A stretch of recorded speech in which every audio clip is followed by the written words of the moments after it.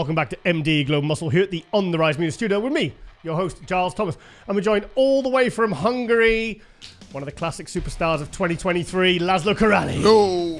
Yes. Hey, gentlemen. Thank you very much for the invitation again. Laszlo, I'm loving the beard, mate. Yeah, thank you very much. But for the stage, I will be shaved. So you get shaved. You don't. This is my prep. This is my prep style. What is it? What is it with the trend? I mean, I know James Hollinshead, Ruli Winkler used to like a beard. Flex Lewis, Yeah. And then the day before they shave it all off. What is it with a beard when you're on prep? Does it just hide the sunken in cheeks? I don't know. Maybe I feel like a Viking for Nice. easier to move the big weights with this savage look, some psychological trick or something like that. So, I mean, the last time we spoke, you won your Italy qualifier and obviously qualified for the Olympia. You're now 2 weeks out from the Olympia. How are you feeling, mate? How's the prep gone? I think with my coach, Patrick, we made a very solid prep. So the muscle mass and the whole density will be much better from the rear. And the condition will be much better. So I think if we put the work in 100%, it's a bit paradox because I'm calm, because the job is done. We have 2 weeks, so this is just the finishing touch left. But I'm so excited about the Mr. Olympia because this is the 40 best guys on the planet. So. 40 was less than 60 that was last year. Yeah. So we will see. So, would you make weight now if you were to step on stage, or do you still have a few pounds to go? I think this is the higher weight cap now. Of course, yeah. My new weight limit is 109.9, so near 110. Yeah. I can make it easy still, I think. Okay. So I still have a room to grow in the future. But I think I will be much muscular and denser than Milano. Than Milan. But no problem with the weight cap this time. What was your weight before the weight increase? 109. So wow. My new weight cap is so the new limit for me is only 1 kilogram plus. Not so much. I don't understand why the taller guys get less and the shorter guys like Brion get 7 pounds. Yeah. I don't understand how the ratio works. Do you think that's fair? I don't know what's the logic behind it. Yeah. So it surely should be what's the word I'm looking for? Proportionate to your height, and it's a ratio so everyone's on an even playing field. It's much harder to look dense and muscle with this height with long bones and long torso, long arms, long legs. So we should a bigger weight cap, but it is what it is. So let's go with that. Yeah, good. Okay. Have you been practicing the posing? Because obviously there was some controversy of you not tensing your legs when you're on stage, because even Milos just brought that up. We spoke about you, and he said, something about keep his legs tense. I said, well, Patrick was there, and we all heard about that. Yeah, of course, I practice a lot. Good. Because I know what. So the mistake was when I hit the vacuum. Concentrate on the pull, a much harder vacuum. Yeah. For the better V taper, and I forget to flex the leg. I flex my knees, but it's not enough. You need to push your feet on the floor to get the whole quad under contraction. Been practicing? So a lot. Patrick would have made sure of that. Yeah. I asked Patrick, should I practice this every day? He sent me a message back every day, 10 times. Nice. So legs will be on. Good. So how do you think your physique's improved since Italy? In what way? What did you really, from when you saw Italy, what did you think, right, okay, me and Patrick, this is what we need to improve on now? The condition. Oh, wow. And much density from the back. Okay. In the rear pose. So if your back is better, I think you will be better nearing every pose from the front poses too. Mm-hmm. But we focus on the back double biceps too, and the posing too, because I need to bend a little bit more and open my legs, but still push the elbow a little bit back, so get every details to the right place. So the back. So how did you manage bigger and harder, as Patrick said? Will be bigger and harder. So what did you change with your back training from Italy to this show? What did you do? I really prefer the powerlifting movements like deadlifts, and this was the core of my training style, and still this is the core of my training style. But just only use the whole body strength movement for 25% of the total volume. Okay. I isolate my back a little bit more, and it works. Good. Now, this was the main, and the calorie intake. For me, the whole October on low calorie, from October 2 or 3, I think, on a very low calorie. So we push really hard the end. So you will see the final result. So how's the prep been for you now? How long have you been prep on for? Because I'm trying to think. I can't even remember when the Italian show was. When was that? End of June. Oh, was it June? Was it? God, bloody. Yeah. Okay. Yeah. So you probably didn't have much time off before you started prepping again for this.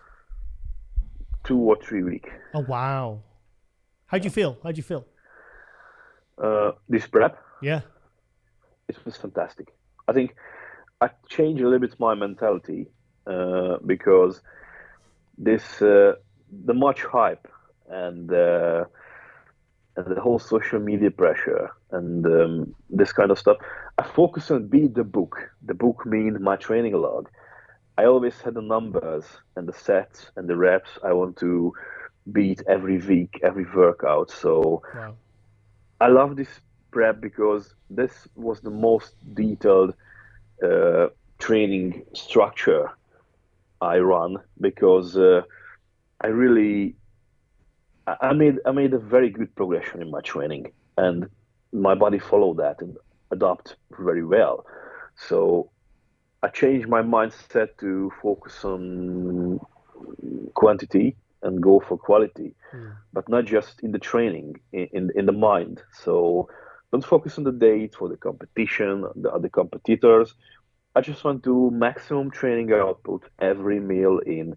Every morning, check the sleep metrics, go to bed earlier, and just training, just go for performance, not for fatigue, not for fame, not for social media, just for the performance. This was the first and the last goal of this second prep for the Olympia. So this is why I'm so calm, because we done the work. Is Patrick happy? I think he told me, yes, we put a work in 100%. Yeah. But he will be happy if he will see me on the stage and I follow the hardcore posing rounds. Yeah, of course.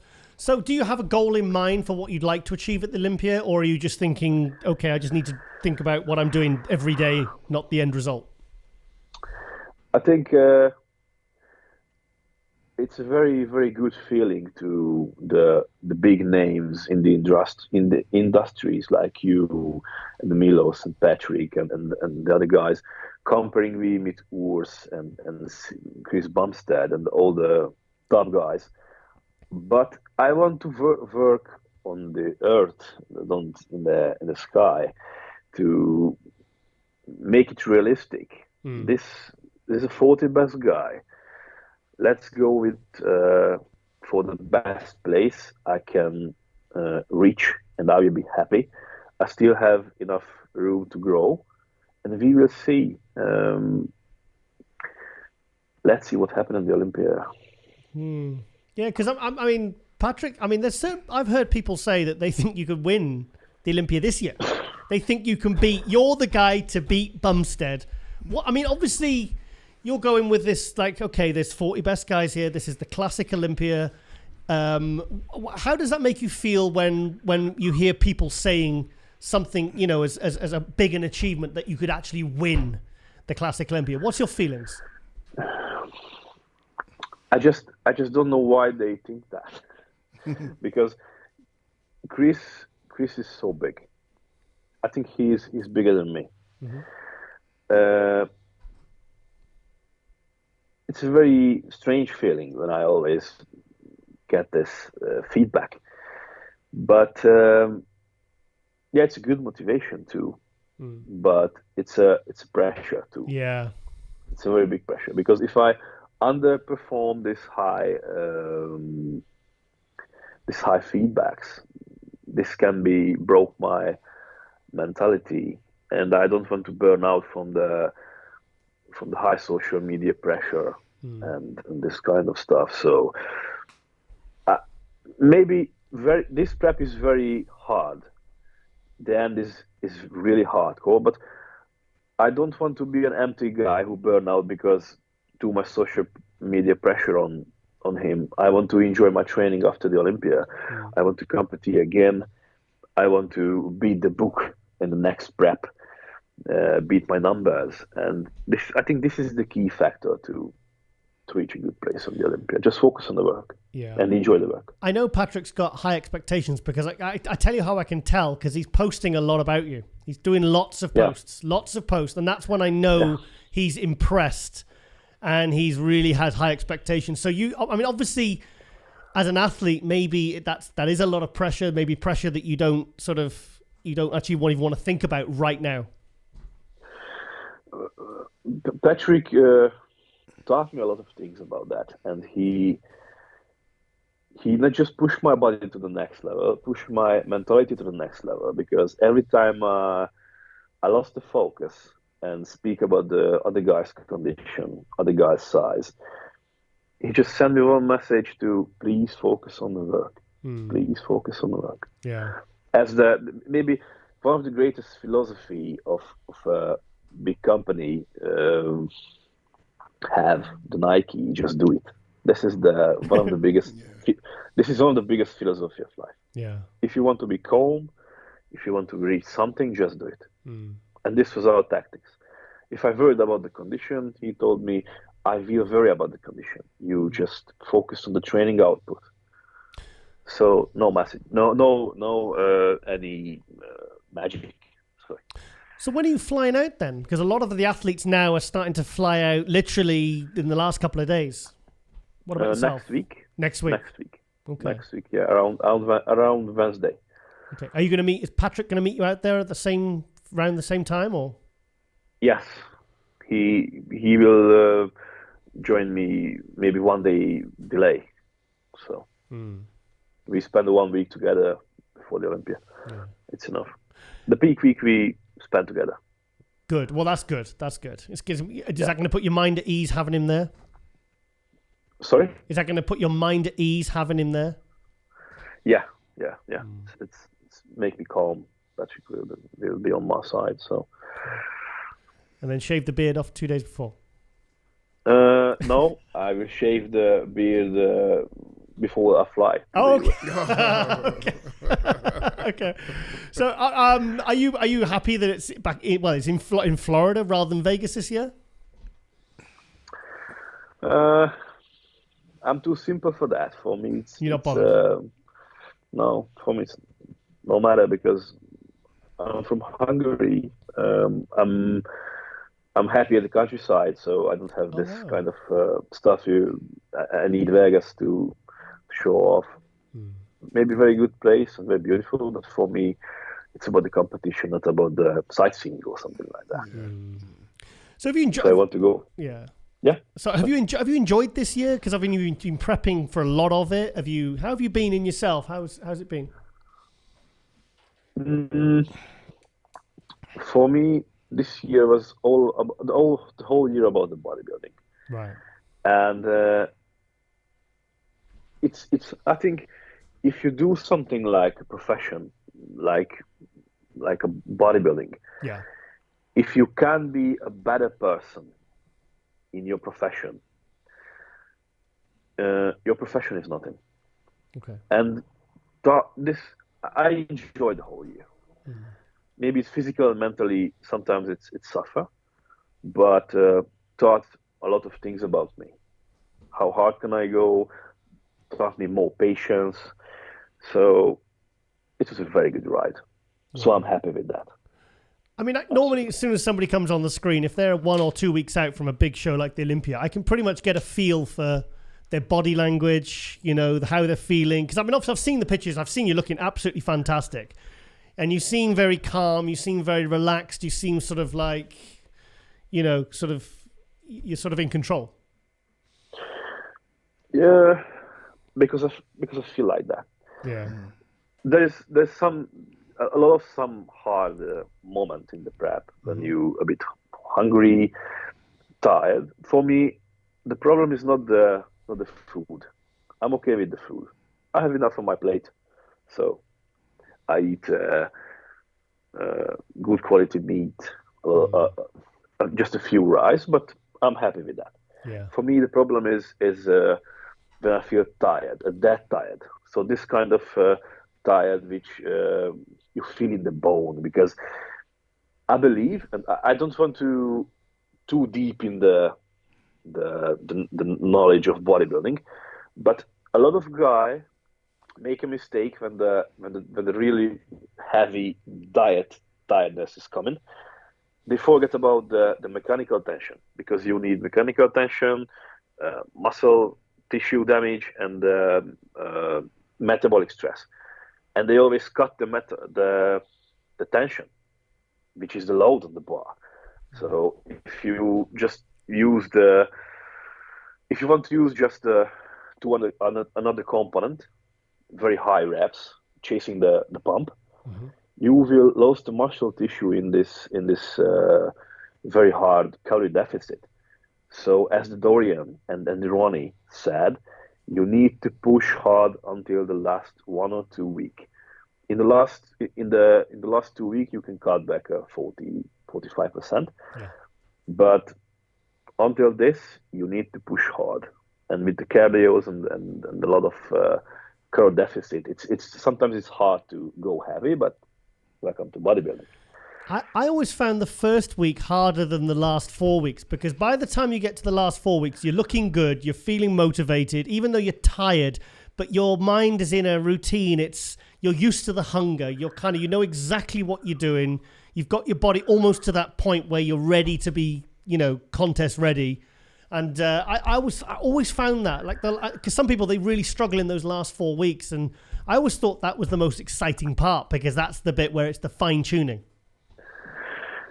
Yes, it's true, because as you said, in the last 4 weeks, sometimes your body, if you follow your coach advice, and follow the very important, the diet, you see your body change day by day, and this is such a big motivation to don't make any mistakes, because if you get up in the morning and see a new line on the glutes, for example. And if you're a real bodybuilder, you don't want to eat a cookie or something like that. Yep. So you want to push harder to dig deeper. If your process is good, but if you off in the last 4 weeks, of course you will suffer. Maybe this is some psychological pressure which you suffer, because you know you are in late. So this next few weeks, what are you most excited for? In this Monday from Monday to until I fly, I just want to finish my numbers in my training log. Okay. This is the only one thing I concentrate. Wow. Okay. Interesting, isn't it? I want to catch. I want to catch my bench press. I want to do the intense leg workout that Sergio Oliva did with Andrew Jones, with a triple set with leg press, leg extension, and squat. Yeah. But the squat is the third exercise with 190 kilogram for 50 reps. Wow. So I want to hit this on Thursday. After I go to shave my beard. Yeah. With the traveling, we spend 2 days sleep, and the peak week is coming. So the peak week is, you need change your diet and food intake by hours. I have a training session with Terence Ruffin. We speak about that. Oh, wow. I don't know, fantastic, before the Olympia or after the Olympia, if we eat some calorie and go with loaded muscle. Get some cookies in you, mate, before you do that. Get a good pump. Yeah. Cookie pump, but always a winner. See. But the peak week will so quick. Wow. And the Olympia is on Saturday. I think, if I'm right, the final and the semi-final and the final on the same day. So not on Saturday, Sunday. Oh, okay. The whole show will go off on Saturday. So it will happen so fast. Mate, I'm excited for you. Thank you very much. Yeah. Because I honestly, sometimes I don't like hearing this. Oh, this guy's good enough to win this. Like Steve Blackman said it. Patrick said it. It's like, this guy's gonna. I think, okay, just calm down. Let's just calm down. Let's just don't put too much pressure on the poor guy.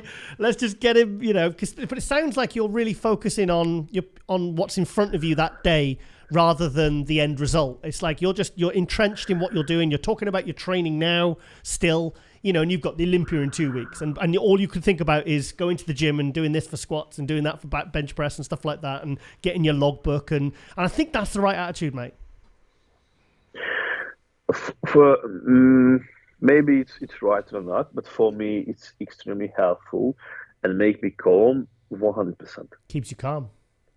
Yeah, keep me calm. Yeah. There's a book I ordered about the training, so I always check the right tempo for the hypertrophy, the right set, the right amount of training volume.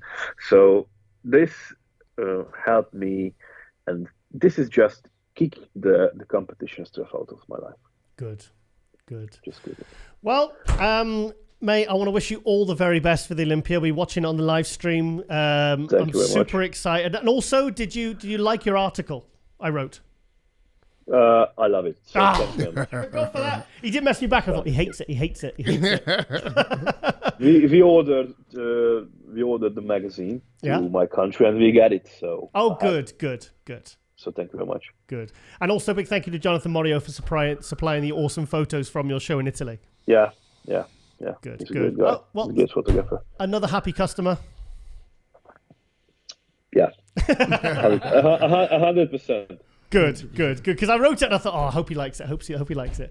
Derek, anything you want to ask Laszlo before we let him go? No, just wish you all the best. Keep that mindset, solid, and you stick to your plan, because it looks like you've got a plan there, so you're sticking to your plan. So keep up the good work. Thank you very much, sir. No problem. Or Patrick will kill you. Oh, Patrick, Keep those legs tense, please, because we don't want Patrick going crazy at the Olympia. No one wants to see that. He's a real savage. I'll end it there. Right, okay then. Well, thank you so much, Laszlo, for coming on MD Global Muscle, mate. I really appreciate you taking the time, because it's 2 weeks out. A lot of guys will be like, oh, I'm too tired. But thank you so much, mate, and all the best for the Olympia, mate. I'm really rooting for you, mate.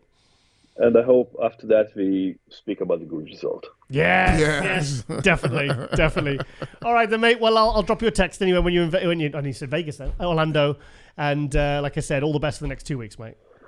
Thank you very much. All right. Thank you, Laszlo. See you.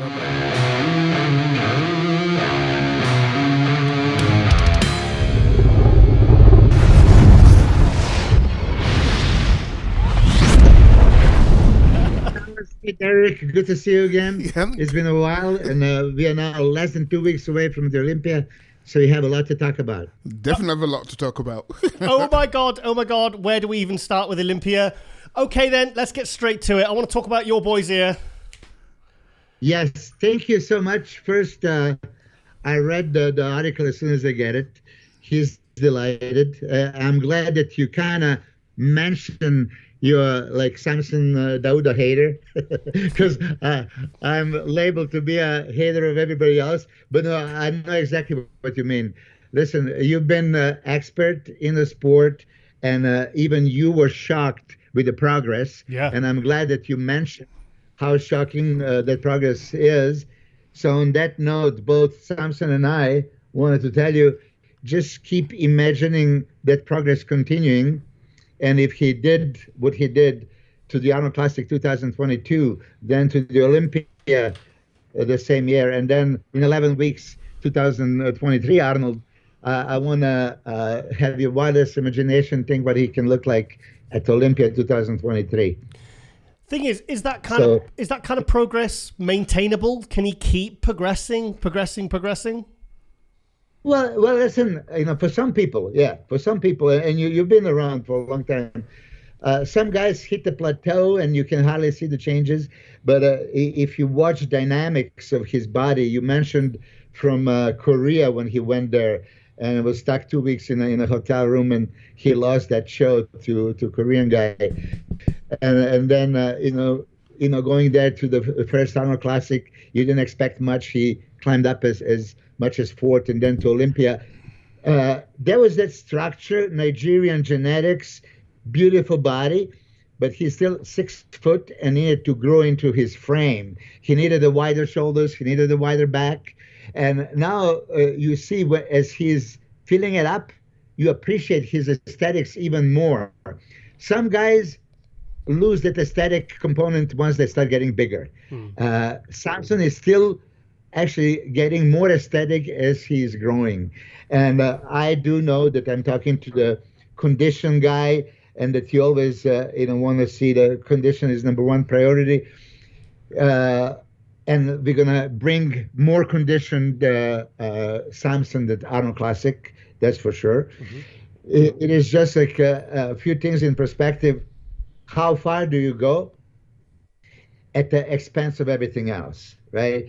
And I think we mentioned that subject before. Some people, me included, dramatically sacrifice my size. I didn't have much size, but the size that I had, I sacrificed to get that Giles conditioning. Bone dry, striated, nothing else matters. Until you reach that, nothing happens. And I mentioned to you that Joe Wheeler opened up my eyes and said, like, look, it's a hashtag bodybuilding. We are accounting for everything and starting with the size and then balance and the shape and conditioning, weaknesses, presentation, all kinds of stuff. So Samson, I think even you would agree, has the most things check. Yeah. First, size department. He was the only guy that stood next to Big Ramy and held his own, and that was that thing. Last year was his first Olympia. We were going for that. In your interview, he told you we were shooting for top 10, to leave the impact, hoping there's going to maybe at one point get the comparison with Big Ramy. And as Jay Cutler said back in 2001, the luck of the draw, he picked the number right next to Ronnie, which he thinks was the cause that catapulted him there into comparisons. Same thing with Samson. He was right next to Big Ramy. Those two guys were called out. And that was the first time you could actually appreciate, like, Jesus, look at the guy. He was 294. That's what you mentioned in your article. But I think, if I remember correctly, he was 296. Okay. But, to make long story short, he left that impact in that interview that you had with after the Olympia that I jumped on with Ron and Boston, Mass. I said specifically in a wording in which way does Nick Walker physique beat Samson? And you guys right away say on that conditioning, and I agreed. The level of conditioning that Nick brought to the Olympia with the level of conditioning that Samson, was gap enough to push him in front. Okay, but when we were going to the Arnold Classic again, we knew we're not going to be Nick Walker's conditioning, but we're going to beat Nick on many other check, check, check, check, check, check. What I just mentioned, balance, aesthetics, front, back, blah, blah, blah. So same thing. Going in this year's Olympia, I want to analyze with you and maybe with Derek. We're going to pick each and every guy.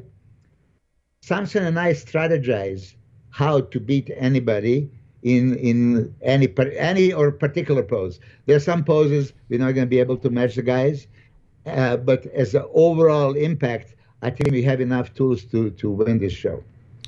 To win it. Now, I heard a rumor that you're wanting to bring him in slightly lighter this year at 290. Is there any truth to that? I swear to God, we are not stepping on the scale whatsoever. Okay. I just talked to Samson even 30 minutes ago. You know, we had a very good discussion, and I'm seeing him like midnight. My time is like 8 o'clock in UK, and that's when we do our posing. So we're checking. Of course, this weekend I gave him a little bit of refilling to fill up a little bit, because he looked like a man's physique in this last Instagram update. with the abs, yeah, I saw that, yeah. Yeah, so the rumors are, oh yeah, we're going, and he's no. Listen, we know that we need to be slightly better conditioned than Arnold Classic. Yeah.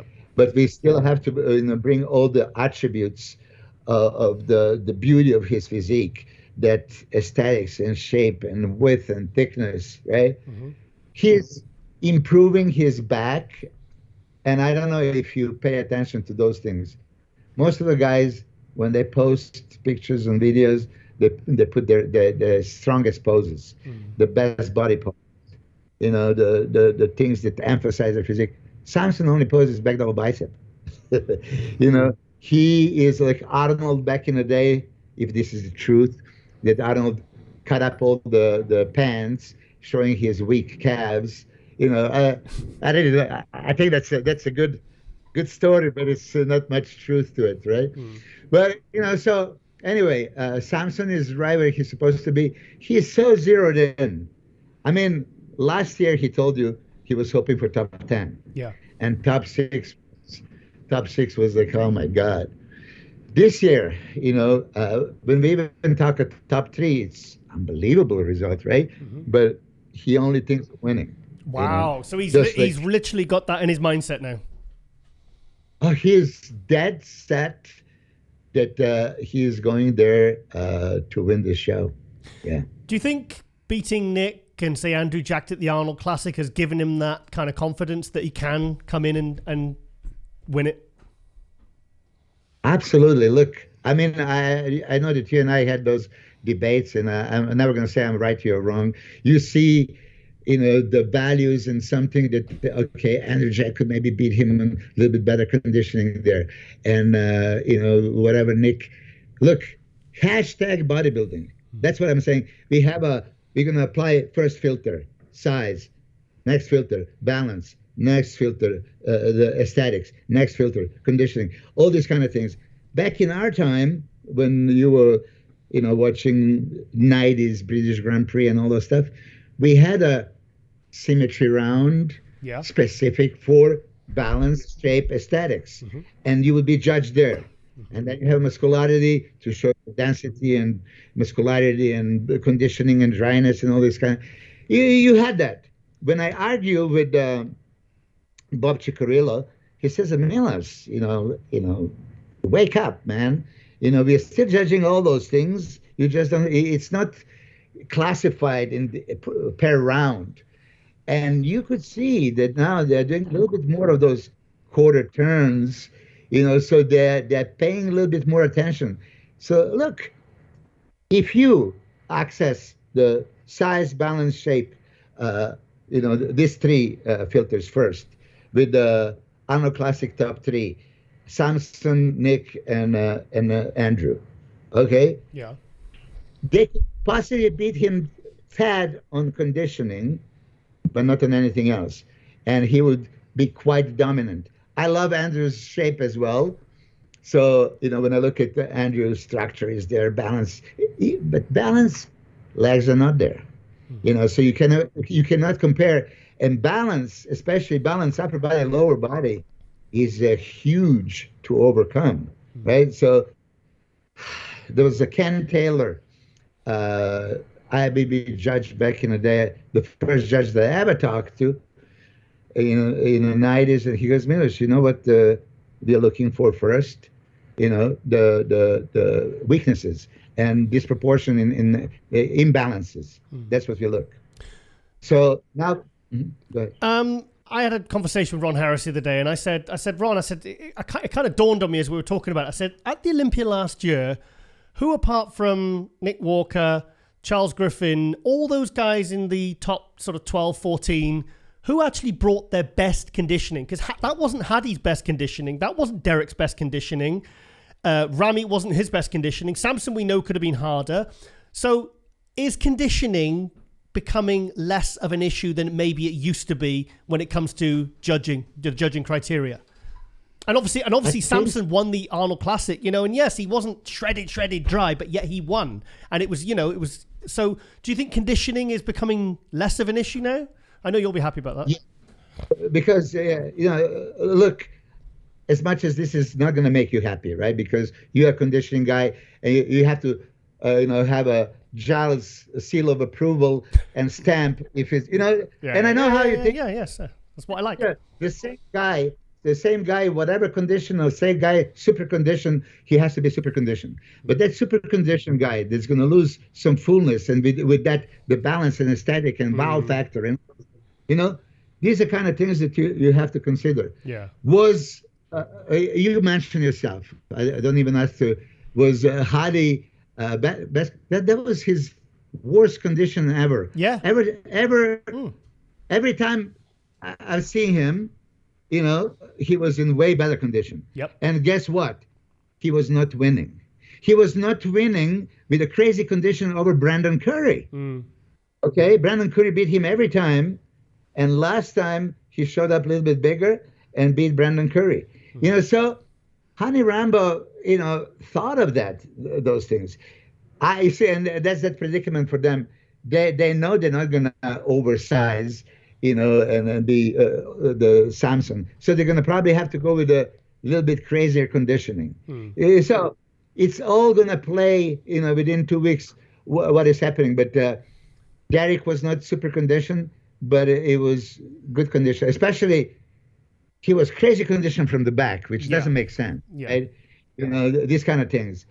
But, so that's a balance front to back. It's not upper body, lower body. And then when you add that even, IBB judges saw Derek little bit light in the legs, top heavy, right, that he needs to improve.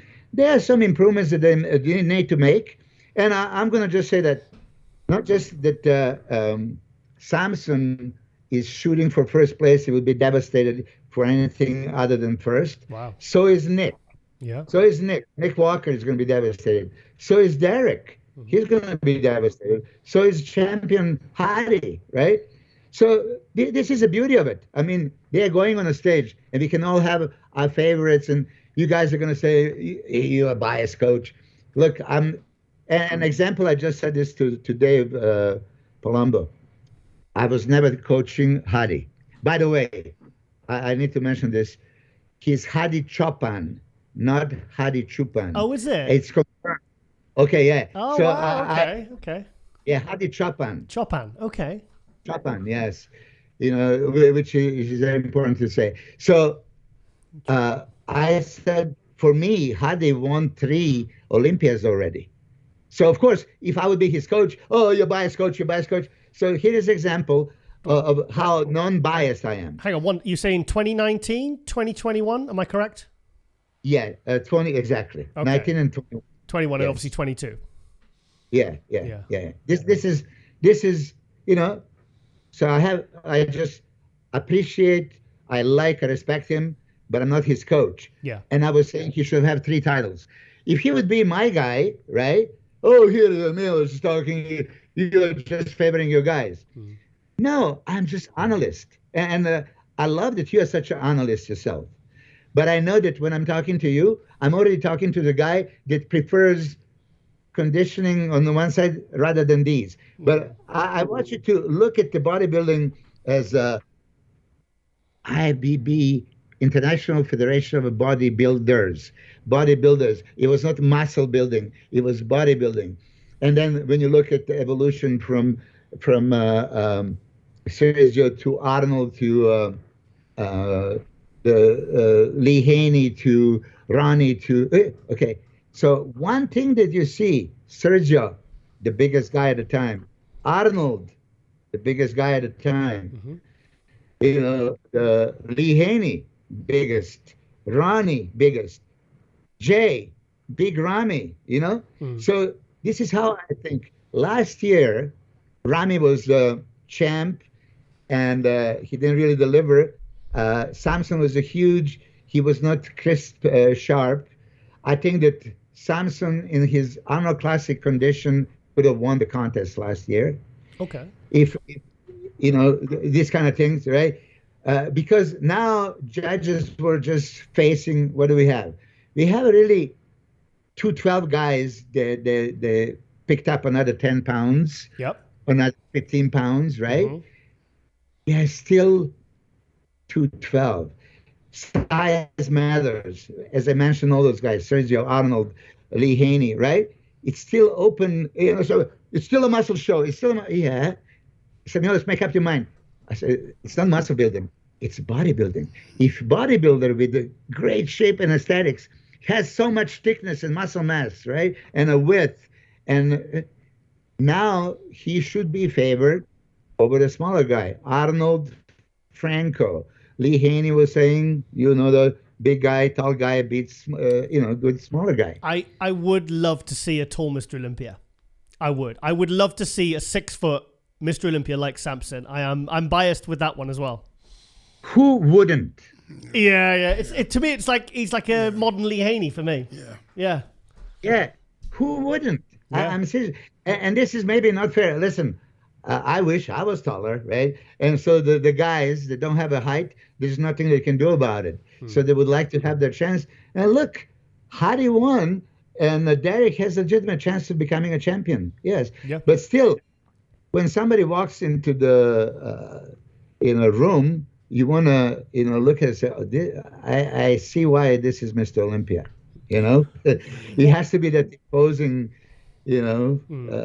size and width and height and everything. Well, you know me, I love aesthetics. One thing I would like to ask you, one person Samson hasn't beaten yet is Brandon. Now, Brandon, with the recent updates, I believe will be bringing a better package than last year. What's your thoughts on that? Brandon could have won last year easily if he was in his 2021 condition. Yeah. Right? I think it was his show to lose. He won 2019. He was second 2020. No. Super close second. You mean his 2020 condition? That was a year when he beat Phil. That was when he brought really sharp condition, wasn't it? 2021, he wasn't quite as sharp. Is this 2020? 2020. Yeah. I mean, listen. Okay, 2020, yeah, he beat Phil, and he was great. Yeah. 2021, he plays close second to Rami. Yeah. And it was, I think, either 2020 or 2021, you bring Brandon. If he repeated that, he would have won the contest last year. Wow. I have that feeling. It was just, when Rami was champion and slipped to the 5th. Yeah. Brandon was runner-up, slipped to the 4th. It's, these places are not guaranteed. It's not like, I'm first, I can only slip to the 2nd. No. There are so many Olympia contenders, the best of the best. That's why we have Mr. Olympia. As you know, Joe Weider got all these Mr. Universes, and let's see who is the best man standing. So I really think as the prejudging unfolded, Derek shocked with his structure, V-taper. Yep. And just with that, wow, right? Walking around. First, once he opened up and he showed that front relax, I have to say, crazy. Yeah, I mean that was the biggest differential from lats to the waist. Yep. Besides, let's say Brian Buchanan, maybe, right? Yeah. But Brian Buchanan was not as wide upstairs. I mean, Derek, when he pulls these lats, I mean, it's ridiculous. Yeah. It's like Cobra and then goes all over. So that was shocking. Then first pose is front double biceps. Front double biceps is structure pose. Yep. Not conditioning pose. Mm-hmm. And, so wow, again, ours were not that good and things were not happening here, but he was still wow. And then same structure, front relax is in the front lat spread. So he was super impressive there. Now, side chest, he just squeaked in. I mean, there was nothing impressive there, right? Yep. Many guys beat him. But then 1, 2, that back shots already sealed the deal. The judges, oh my God, look at him. They didn't pay attention when he turned around and side triceps was really, average. And ab and thighs were, also average at best. And most muscular was nowhere near anybody else, right? But it carried him to the point that some judges saw him winning. He placed second. And now he is probably the most talked of, the biggest favorite to win. With improvements that he's making and what they're projecting, I see why Derek is on the lips of anybody that, oh yeah, he's potentially winning. Have you? It's possible. Have you seen? I know you've seen Nick Walker. We'll come to him in a second. But have you seen Derek recently, or have you any events or anything? Or no, I just seen the videos, and he looks very impressive. Yeah. I mean, how can I not like Derek's physique? I love his physique, right? Obviously, wide shoulders, super wide lats, small waist. He has everything. But as we talk, and we're going to turn green repeating this, he didn't have that density and quality from the front. Yeah. And it's not like it's shoulders were not striated, chest was not striated. There's no tie-ins between shoulders and arms. There's no lines between biceps brachialis and triceps. There was no intercostal serratus a la, the Hadi Chopin.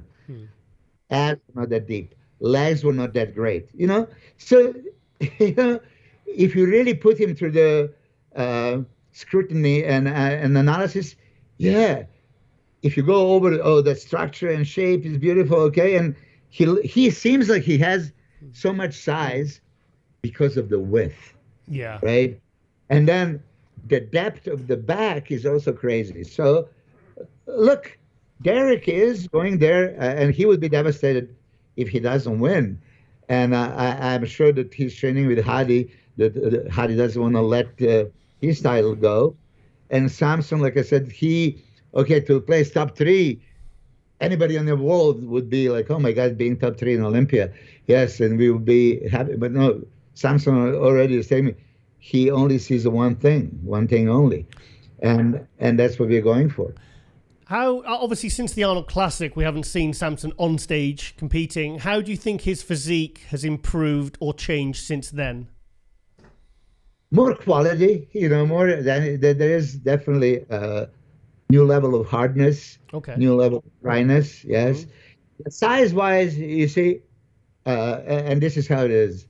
When you kind of, not over-dieting somebody, but when they're dieting for a prolonged period of time, right? It was different from Olympia to Arnold. You had 11 weeks. I gave him a couple of weeks to relax, and then you have like only 9 weeks, right? It's kind of easier to diet so many weeks. But when you stretch that prep, right? And we need more. You can imagine how many Instagram messages and text messages get. Just get him dry. Just get him conditioned. Yep. And how many people are saying this to him, right? And of course, we have to be, level-headed. It's okay.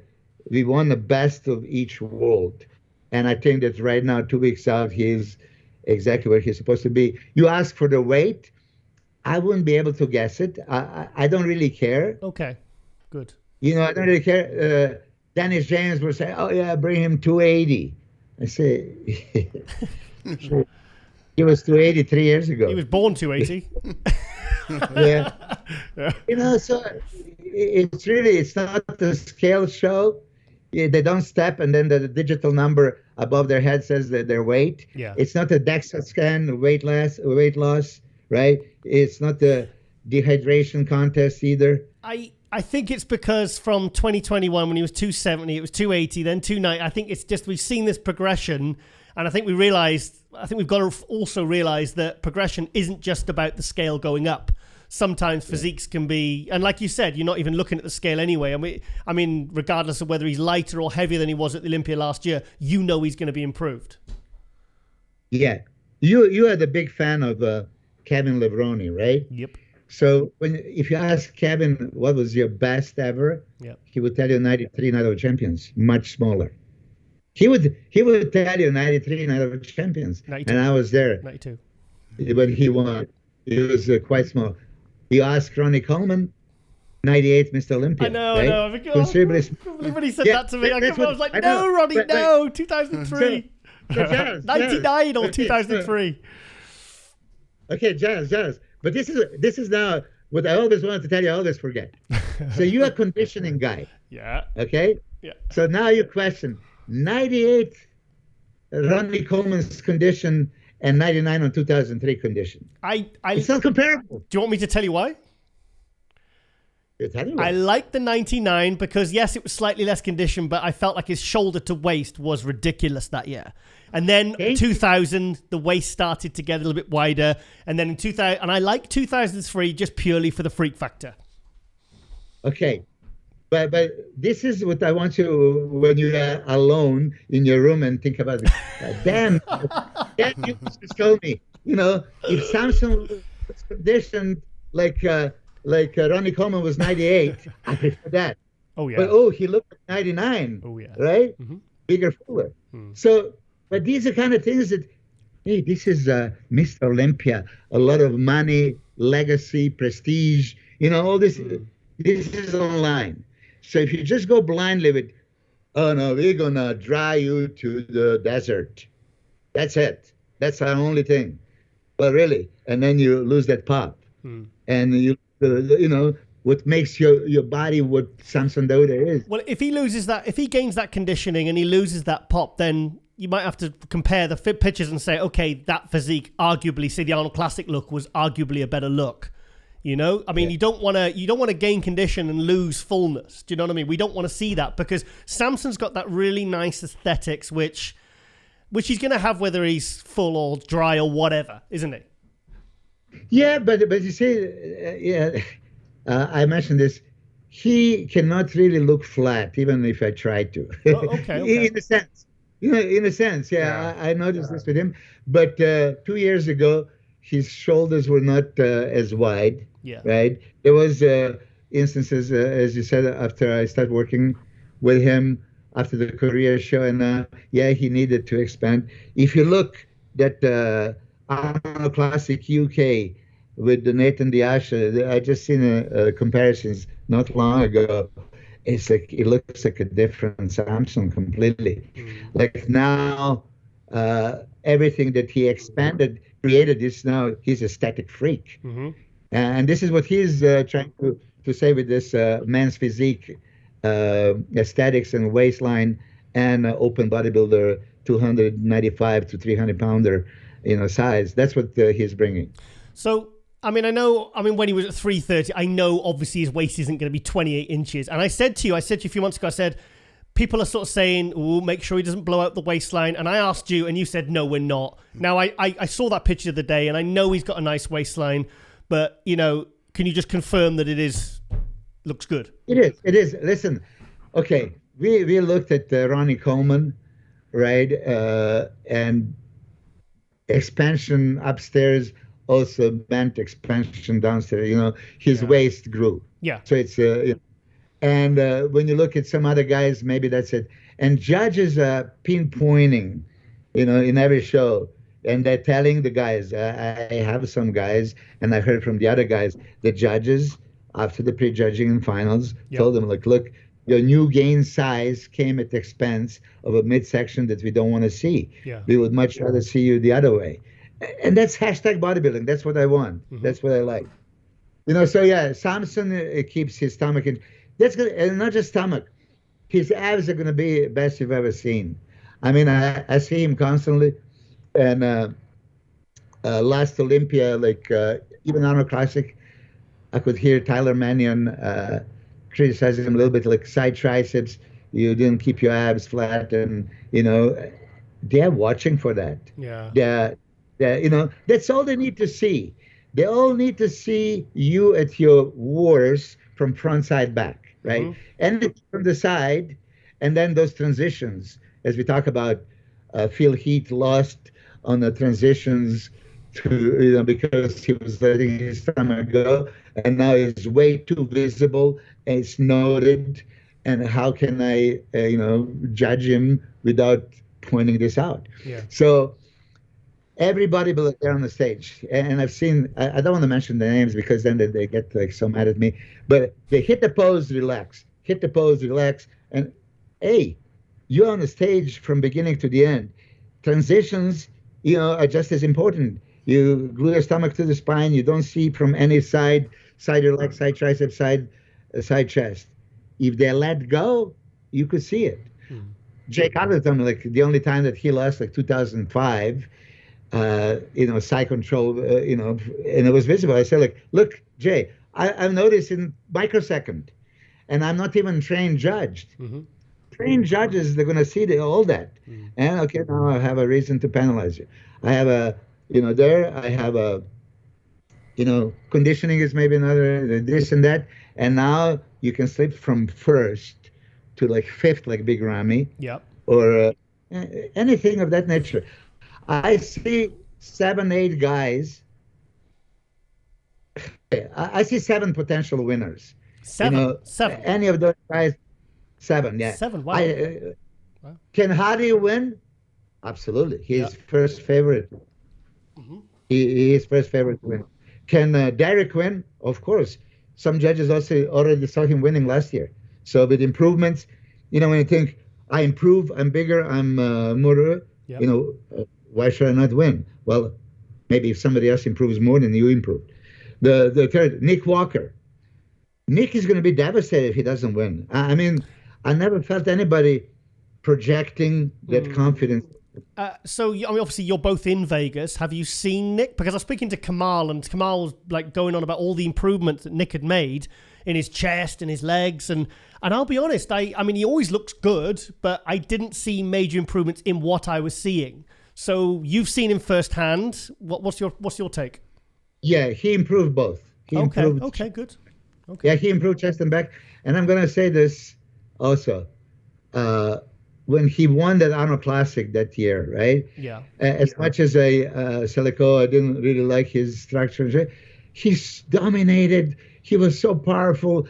And that's what Dennis Wolf was saying the other day. He comes there and surprise people, and he just out-freaks them. And so that Arnold Classic, for me, there was no question he wins. Yeah. He was so dominant. But you see, when he was next to Samson, he can out-freak him. And Samson out-shape him, out-structure him, out this, out that, right? Yeah. So these kind of things. But if I ask you, and I know what you're going to answer, you're a huge fan of Dorian Yates. But at the same time, when I ask you physiques of Sean Kevin Flex and Dorian, you would go with these 3 physiques for sure. I would. Sorry, hang on. Say that again. So physiques. Yeah. Bodybuilding. Yeah. Flex Wheeler, Kevin Levroni, Sean Ray, right? Yeah. In a form of bodybuilding, I would be fan of them, and I would say they beat Dorian. But when I judge the show, pose by pose, Dorian beats them. So you see, that's the discrepancy. Yeah. I am shape guy, balance, aesthetics, and I like their physiques better. But then I'm a now judge. I see, frontal biceps, okay, debatable. Maybe Dorian can win, lose that one. Lat spread, Dorian cannot lose that pose. Side triceps, Dorian cannot lose that pose. Doesn't have a crazy triceps, right? Mm-hmm. And then you see the back poses. Yeah. There is possibility for Nick Walker to be Dorian Yates, right? The other guys maybe have a obviously better aesthetics and shapes, but he still, as a freaky mass with conditioning, he managed to squeak by. I don't see that happening with Nick. I don't. But is this possible? Yes, it is. Chris Cormier and Jay Cutler. I used to coach Chris going into the show with Jay. I like Chris's physique way better, right? But there was no contest. Jay beat him. Yeah. Right? So these are kind of things, and judges have to see everybody for what they bring. Well, I always preferred Kevin Nevrone's physique to Dorian's. Always. I always have. I know. But in the compulsories, Dorian probably took more compulsories. I mean, really, Kevin, apart from the side chest, he took Dorian on. The rear lat spread and the rear double bicep, very, very good, but weren't as good as Dorian's. So if you're the judge, you just said it, and you like Kevin's physique better, but you will have to give it to Dorian. Much more. But who wins? Who wins? I know. You're the judge. I know. Well, I've seen them. I've saw the 94, 96 British Grand Prix. I mean, in 94, they were both 249 on stage, equal sort of size. And I did want Kevin to win. But unfortunately, Dorian was just, he was too dominant in those compulsory poses, which is what it's judged on. So that's what I'm saying. And then you see Lee Haney. I mean, 8 times Mr. Olympia, dominating and all this stuff. There was never one Olympia that he was the most conditioned, right? That's true. And there was not one. Yeah. But there was no. Most of the shows were no contests. When I went, but he didn't have. Let's be honest. He didn't have the strongest competition. He was in a league of his own. And he had guys that were like Lee Labrada, Rich Gaspari, 50, 60 pounds lighter. I mean, even if they were more shredded, he was obviously more dominant. But I see what you're saying with Samson now. Hold on a second. Can you repeat this? How many pounds lighter? Hang on. Well, Lee Haney was 240, 250. Lee Labrada was 190? No, I like what you said. So repeat it. Those guys were 50, 60 pounds lighter. Yeah. How much lighter are Hadi and Derek? Well, I know. That's what I've just said. That's what I know you're alluding to with Samson. I know exactly what you're saying. I know exactly what you're angling at, mate. So.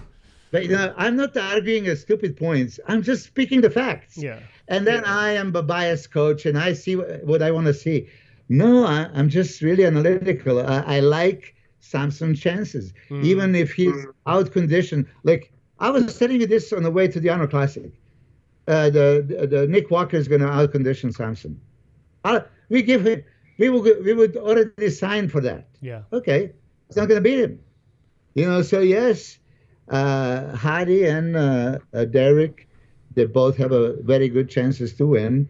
And so is Samson. It's just like what you deliver, what kind of impression you leave.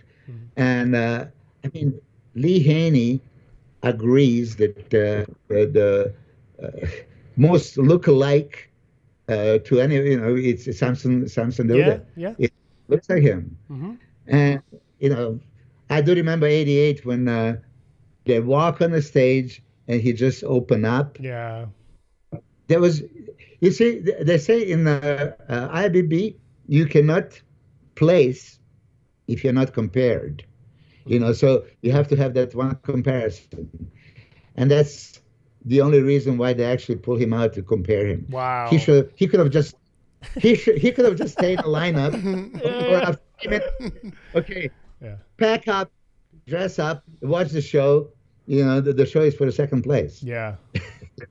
Wow. So for me personally, I think it's a 4-man race. I think it's either Derek, Hadi, Brandon, or Samson. I don't see anyone else cracking that top 4. That top 4 could be in any order.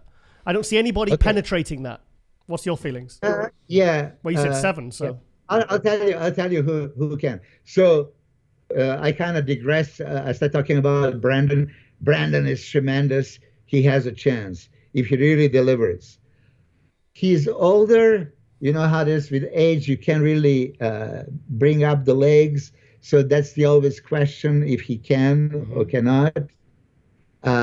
If he does, just a little bit of size and show the separation, which he didn't show last year. Yeah. Which cost him. Yeah. And cost him. We say, fourth. It's a 4th Olympia. Oh, my God. I know. It's like so good. And if he was just a little bit sharper, a little bit more separation, he would move up. How much he would move up. So Brandon has a legitimate chance of winning. Sorry to interrupt. But I would say that. I saw that video of him a few weeks ago, and to me, he looked better at like 4 or 5 weeks out than he did on stage last year. That's when I thought, I messaged Brandy, his wife, and I said, oh my God. I said, he's really coming in hard this year. He had a year off. He is probably realistically thinking, this is it. If I make it or not make it, he already slipped to the fort. He was champion, and then for 3 years in a row he didn't win. When you're a champion, you want to repeat. Oh yeah. And they say you're not really a champion unless you repeat. This kind of talk the sports. He was so close, runner up twice, and then slipped to the fort, and that was his mistake. If he brought it, he could have won. I really think so. He knows that he's that close. He brings his best. And those pictures and even video, I think, that was super impressive. Last picture that I've seen, it looked like his legs were down again. I don't know how recent that picture is from with Steve Weinberger and Juan Diesel Morel. Yeah. It could be he relaxed the legs. Yeah. But relaxed legs show the true size. Okay. Even though I must tell you, Vince Taylor, I was always blown away. Oh. When he's relaxed, his legs were small. Yes. Yeah. Yes. And then when he, Jesus Christ. Milos, I was sat with him at the morning after the 1995 British Grand Prix. We was eating some porridge, some porridge oats, and he gave us one bowl because he had 2 bowls of it. And I remember looking at his legs, and I was thinking, and he has baggies on, and I was thinking, his legs look so small. I was like, and even because it's funny because I put my hands round his wrists, and I can just about touch my fingers with my wrists, and I put them around his, and his wrists were so small. But I remember looking at his leg, thinking, they don't look like they're anything. But we saw him on, because he won the day before. He beat Kevin Navrone. I mean, you were there. Yeah, it's like sweeping and separating and everything. It's crazy. Yeah, it's crazy. But now that you said that, okay, I'll confess, I was sitting right next to Brandon Curry at Dubai show last year. Yeah. And I look at his legs, from the side and hanging. Yeah. Like, oh my God, this is like, one of the biggest legs I've ever seen. Like, Jesus Christ. But that's that view, right? The side view. Side chest, side triceps. Brandon looks phenomenal. Yeah. But front, he has to, spread them apart and ride a horse and all this kind of thing, right? To create illusion. But that's not where you said, okay, those are top 4 right now by the Las Vegas odds, favoritism, right? But I said 7 guys can win, right? So Andrew Jack, okay? So hold on a second. There was no. There was Hadi, Derek, Nick, top 3 from last year, Samson, obviously. Yep. And Brandon. Okay, that's already 5. Yep. Okay, Andrew Jack. Okay, you saw him winning Honor Classic. Okay, you're not uneducated, unexperienced. You're very educated and experienced, and you have a knowledge, and that's what you saw. The bow factor that he has from the front, Day one. the shoulder width, chest details, right? Okay. Where he lost is when he turned to the side and he looked lengthy and legs were not, big enough, which already balance issue, and side poses, he's losing those. And he turns to the back and his back is still not magnificent, hamstring glutes, but if he brings a little bit more size and crazy conditioning, how can you count him out? So, for example, right now I have a Derek here in my room and Andrew. I'm supposed to say to Andrew, you know what? Derek is way superior bodybuilder to you. You have no business. He was second and you're only 7th. You have no business. And then Andrew says, do you realize I'm much taller, much wider, much bigger? My chest and abs and you know what I mean? So these are kind of things that you have to put in perspective. Some of those guys, once they beat somebody, oh, I own you. You have no business. Yeah. And in the 90s, there was flip-flops every week. On the Grand Prix tours, yeah. Yeah, you were there. I personally think Andrew will beat Nick. I've got Andrew in 5th, Nick in 6th this year. Yeah, but Nick also is going to bring better chest, is going to bring better legs. I've seen it. Okay. Mm-hmm. Now, would that be enough? You see, muscle is muscle. I've seen many muscular legs. Okay, but are those shapely, nice, separated, wow legs? Okay. Everybody's bringing this, and that. That's why I say bodybuilding for me is still, it has to be aesthetics and shape. That's the main judging criteria. Enough size, yes, enough conditioning and all that stuff. Arnold was not most conditioned, right? Sergio Oliva was not most conditioned. Yeah. Up until Zane came and brought this kind of, crazy conditioning. And then, and I agree, it's extreme sport, let's push the envelope. Yeah.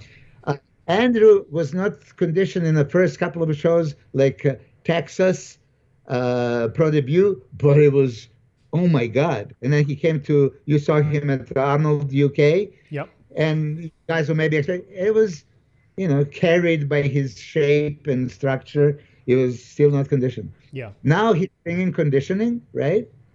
But even with that much conditioning, it was close between him and Labrada. I just talked to Labrada 2 days ago. And Labrada, Hunter is really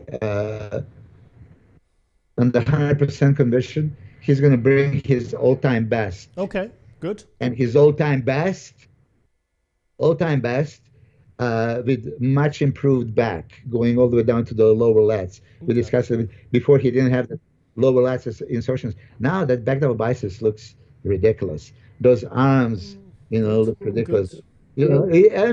So keep in mind, he was top 4 in a less than favorable condition 2 years ago. Yeah.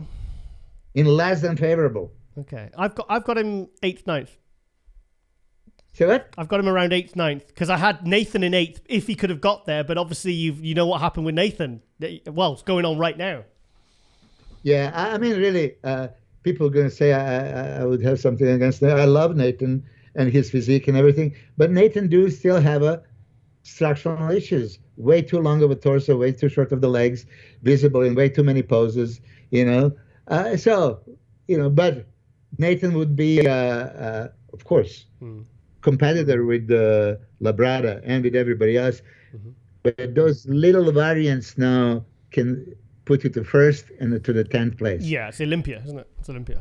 It's Olympia, yeah. Yeah. I mean, look at the Michael Crezo, right? Michael Crezo, we saw him, that freak from other federations coming last year, maybe. And then that maybe was not, so because, he was, blown away with the IBB Pro League.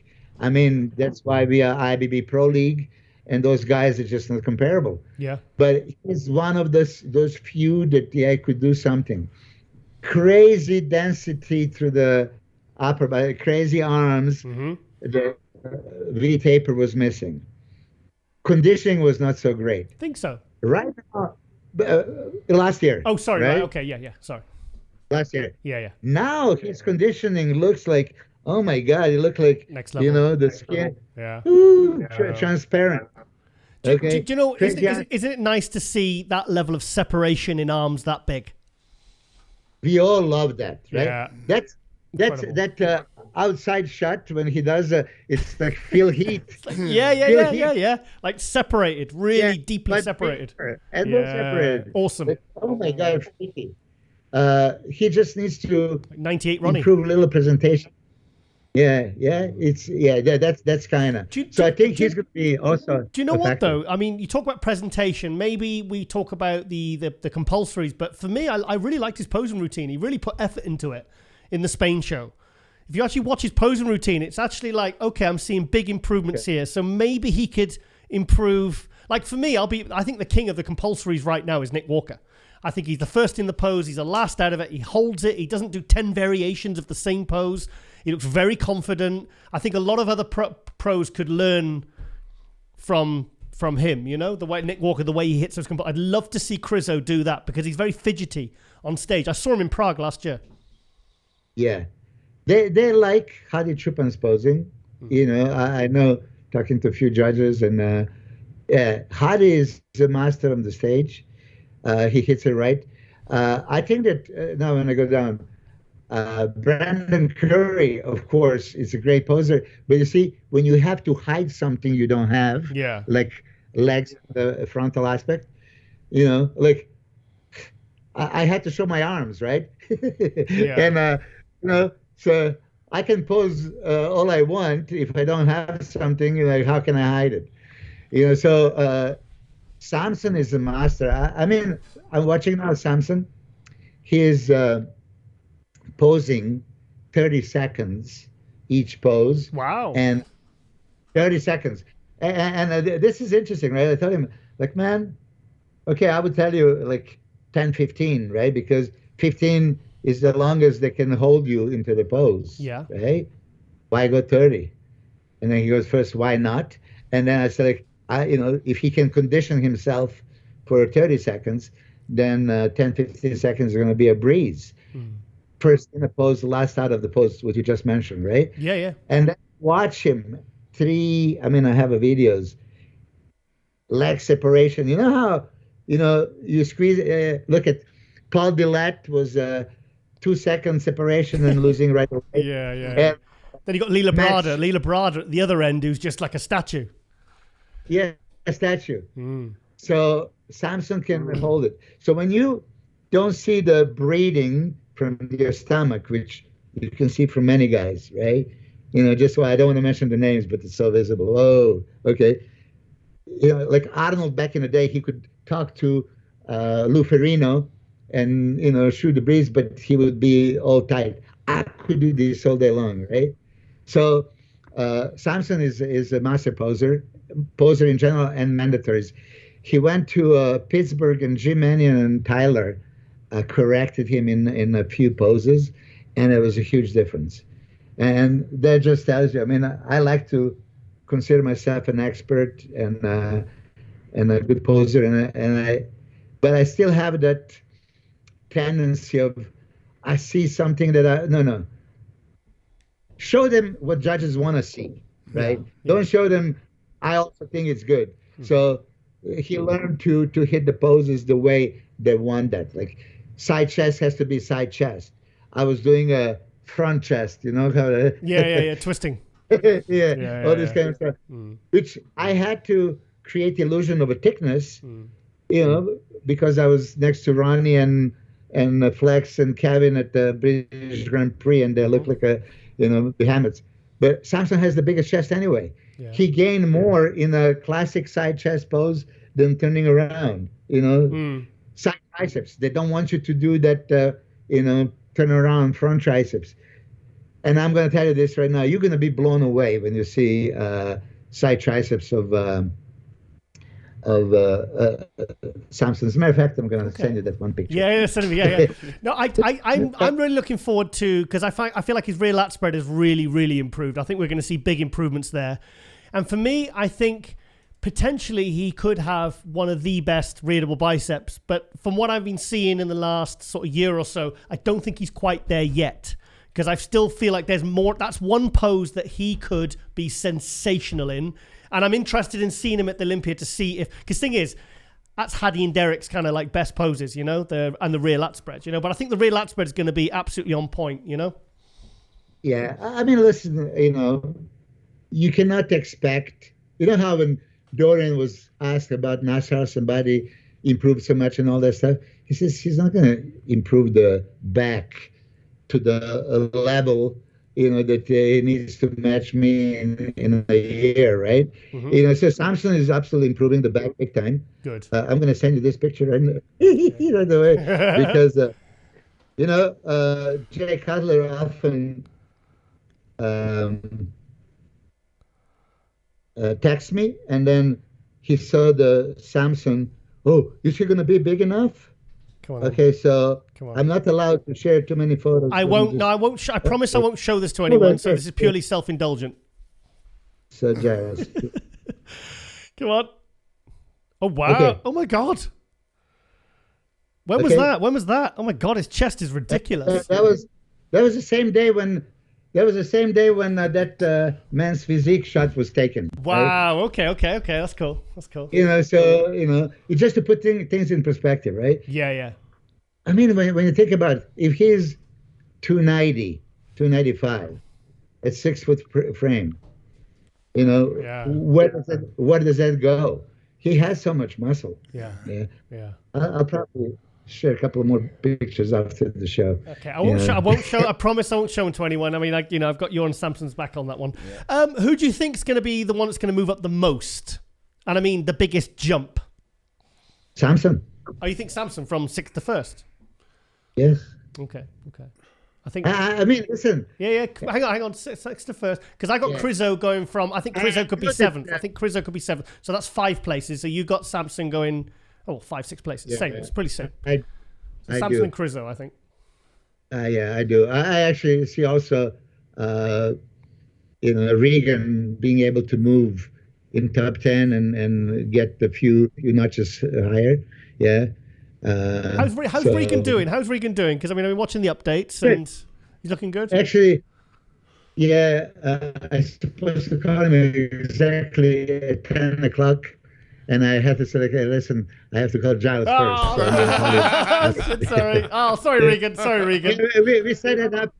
Okay. No, sorry. There was that one time that you asked me to do the show, and I just couldn't make it. I don't know what it. But trust me, I would shoot the breeze with you every day. Yeah. It just like I've been busy lately. I know. Well, you've been very busy. And Milos, do you want to end it here then? If you're busy. No. Hey, no. Okay. Hey. No. Keep me as long as you want. Okay. So So personally, so you think Samson's going to go from 6th to 1st, and I think Crizzo's going to go from 12th to 7th. So, that's interesting. So what about let's quickly touch on the 212, like we do every year. We talk about the 212s as well. Yeah. What's your feelings on that? Because we've got no Kamal this year. He's not in it. I mean, he was qualified for the Open as well, but he's not doing it now. So who do you think anyone can beat Sean Clarida? Yes. I mean, listen, it's writing on the wall. If Keon Pearson comes shredded, he has way too much of that wow aesthetic, once in a lifetime Flex Wheeler look, this kind of stuff. It was just his conditioning could not match Sean Clarida's. Yeah. Sean Clarida is probably the most conditioned Olympian in last so many years. When you think about Open, and so Hadi had that crazy conditioning, right? Hadi 2020 prejudging because of the flight, maybe he was not exactly, and then last year not exactly enough to win the Olympia. But Sean Clarida has that crazy conditioning. It just, if you want anybody to mold the conditioning upon anybody, it should be Sean Clarida. Yeah. But he lacks that width. Keon has the width, which means frontal legs, front lat spread, frontal biceps, and from the back. Yeah. But is Keon going to be that conditioned? I don't know. I would predict that Sean is still going to be a first favorite to win. What about Calderon? Sorry, the last year's runner-up. Yeah. Okay, sorry. Calderon is tremendous. 2nd place last year. Crazy V-taper, right? He's still a crazy condition. Mm-hmm. He comes, super conditioned. It's just still hashtag bodybuilding, shape of Keon, shape of Angel. It still goes into the Keon's favor. Wow. But you see, I would say, I mean, shape-wise, there's no question. Yeah. I mean, it's, it's not just V-taper and X-frame that counts. Yeah. It has to be shapely V-taper and X-frame, right? So, but I got to give it to him. Angel has a thickness, polishment, striations everywhere, crazy condition. He can overpower everybody. He can be the biggest, most shredded, B-tapered guy. Yeah. But Karit Baggio also is bringing something similar. Now, if Karit brings Angel conditioning, he could possibly even take him. This is how I see it. But Angel was 1 year away from the competitions, and I could imagine that he's going to come so improved. But he was sorry, Angel Calderon struggles to make 212. Kerith is only around about 200 pounds. So I suppose Kerith got the more room for improvement, I think, personally. Just move the mic away slightly. Yeah, I agree. I mean, Kerith, I think he says he's like he's going to bring like 208. Okay, yeah. So he's still comfortably making weight, isn't he? Comfortably making weight. He's comfortably making weight. He's actually at that stage that he's eating up to the show because he was like conditioning himself first. I mean, you see, Angel is second place. So if I say anything other than you're going to be first or second, it would be like I'm talking down. No, I'm just being, again, honest. Yeah. Yes, he plays second. But the Keon was off, Karit was off last year, and he was on. Now, with Karit and Keon being on, and it depends how on. It's still... Calderon is going to come crazy shredded. I know that. So he is a top contender. Who else am I missing? Oh, Oleg Krivyu. Who? Oleg Krivyu from Ukraine. Oh, Oleg. Yeah, he's a freak. He's a freak. Ooh, Oleg. Speaking of conditioning, yeah. He's still. You see, shape is not exactly there. I mean, if you go with enough muscle, is enough thickness, enough width. He has everything, but still shape, it's not exactly. Yeah. So I'm a shape guy, But like I said, Kevin against Dorian, I love Kevin just like you, but Dorian out-condition him, out-muscle him, and I could see the judges gives him. That's how Oleg can also, get bumped up on the crazy conditioning, density, hardness, muscularity. Yeah. So finally, the last one, can anyone beat Bumstead, mate, in the Classic for number 5? I don't think so. Yeah. I really don't think so. Same here. And it's very, very interesting. I have to say this. He doesn't have a greatest arms, right? So it doesn't have a great bicep. And 2 out of 5 poses are front and back double biceps. So you don't have a major muscle that is being judged, but it doesn't matter. He doesn't have the best legs. Many guys could beat him in the leg department. Yeah, he has legs. Yeah. I mean, look, I promise you, this is what I was doing before. I would cut upper body, lower body, and I would just look at the legs of top 10 guys. Yeah. And I would judge the legs. It's Mr. Olympia legs show, and he would not win. That's for sure. Yeah. Okay, but then when you see him front, side, back, that structure is like, oh my God. I love Urs, of course, Krzyzewski. I love him, but even though as he opens up, that front relaxed pose to be wide, and from the back, the Bumstead is still way superior there. Can Urs be in just as good or even better condition that Sebum? I mean, Sebum came in crazy condition. They did a hell of a job. Urs can maybe even out-condition him. Terence came. Yes, of course. Yeah. I mean, and Terence is right now peeled, dry to the bone. Like, oh my God. So again, especially from the back, he's also one of those guys that from the back it looks like it's dried out to 0, and then went into the minus. This is how. Yeah. You know what I mean? Yeah. So that's not enough. The classic physique is still structure number one, and Chris Bumstead's structure is second to none. Milos, we've got Laszlo on in 5-10 minutes. Laszlo, yeah, we've got him on in 5 minutes, so we're gonna have to wrap this up, mate. I'm so sorry. Yeah, I should have moved him back further. Sorry. Say, how's Baratam? Yeah, he's oh my god, yeah.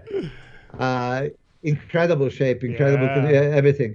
I think I sent him some comments. I've seen his legs being very, very good, but then I didn't see him presenting them on the stage at all times. Yes. So Patrick went crazy. Patrick went crazy when he saw him doing that. He was at the show. He was like, "You didn't pose your legs. You need to pose your legs. You nearly lost that." And this is for everybody who's listening. It's not what you have; it's what you show. Yeah. Every second of the stage. This is why I said you can do. Michael Krizo was doing this. Hit the pose, completely relax, and then turn around, and then hit the pose, completely relax. What are you doing relaxing? There's no relaxing on stage. There's no such a thing, right? The second you walk in, it has to be abs, legs. Upper body, more or less, you can expand, not expand. If you try to hide your chest and shoulders and arms, you really can't. But you can lose your abs and you can lose your legs. And for Laszlo, which I've seen some of the people, like, oh my God. And then I didn't see it on the stage as much or as often as he should have. So please tell him that. Okay. And I'm a big fan. Derek, we're going to sign off with Milos. Anything you want to quickly ask him, because I know you won't forgive me if you don't. Well, if I don't ask you. It's not a case of asking him. I'm just can't wait to see the Olympia now. I mean, if you've made that sort of improvement on Samson in the past and you've made a more improvement again, I just can't wait to see the Olympia and what he brings to the stage. Yes, I mean he's definitely improved. Ask Samson. I mean, if you interview him, he's very, very. I mean, listen, when he doesn't think anything other than winning would be good enough. Wow. That should. Yeah. You know what I mean? That's a level up, isn't it? Yeah. Yeah, I know. And very quickly before you take a Laszlo, I was guilty of not believing I could beat guys like Flex and Kevin and Sean and So I was going into the show like Samson was last year, happy to be top 10. Yeah. Ecstatic to be top 6. I mean, he would die for top 3. Now, top 3 where you see him, maybe, right, wouldn't be success for him, So he is at that level. And Nick Walker, right? Nick Walker would be devastated. Yeah, he would. Also, if Samson won the Olympia, that would be his 3rd pro win. Yeah. Just his 3rd pro win. I mean, imagine. I'm just trying to think. I'm sure that has been done. Maybe Lee Haney he was 23, then he got 3rd, and then he won it the year. Maybe that was his 2nd or 3rd pro show. No, he did the 83 Grand Prix tour. I'm just trying to think. If Samson wins this, that's got to be pretty much close to a record of someone that is going to go in. I mean, Ronnie, Brandon, Jay. This is things this never happened before. A guy won the 3rd pro show and it's the Olympia. That's incredible. That'll be a record. Yeah, needless to say, he should have had at least 2-3 more victories, but that would be biased coach. Let's leave it there. Milos, mate, thank you so much, mate. As always, I feel like I was thinking as we were doing this, I remember this last year, going through everything, and we're going through the names, and the year before. It's like a tradition now, isn't it, mate? Yes, I love it. And listen, I like debates because I know that you're honest, and then sometimes you start thinking, right? So that's why I told you. 98, Ronnie Coleman, crazy condition, dry to the bone. And you said that you like 99 version, right? 99, 2003. Yeah, okay. So that's why I'm saying, which Samson should show up? 98 version of Ronnie or 99? Yeah. Yeah. See, well, yeah, exactly. Yeah. So I know you'll bring him in his best, and I think we're just all excited, all rooting for him, because I mean, to think how if anyone's followed Samson's story right from 4, 5, 6, maybe more years, it's pretty incredible. It's pretty incredible, and it's hard to root against anyone like that. Do you know what I mean? It's and obviously he's a Brit and he's one of ours, and be our 2nd Mr. Olympia ever, mate. So we're bloody excited, mate. Very excited. All right. Yeah. Okay, Derek. Yeah, man. I don't even see you. You're here, so. It's dark out there, man. It's dark. It's dark over here, man. He's just the voice of God. Milos, have a great time at the Olympia, mate, and all the best for your two guys, Samson and Regan, mate. Thank you. All right, I'll call Regan right now. I say hello. Okay. Say hello to Lauren. I will. See you in the back. All right. Cheers, mate.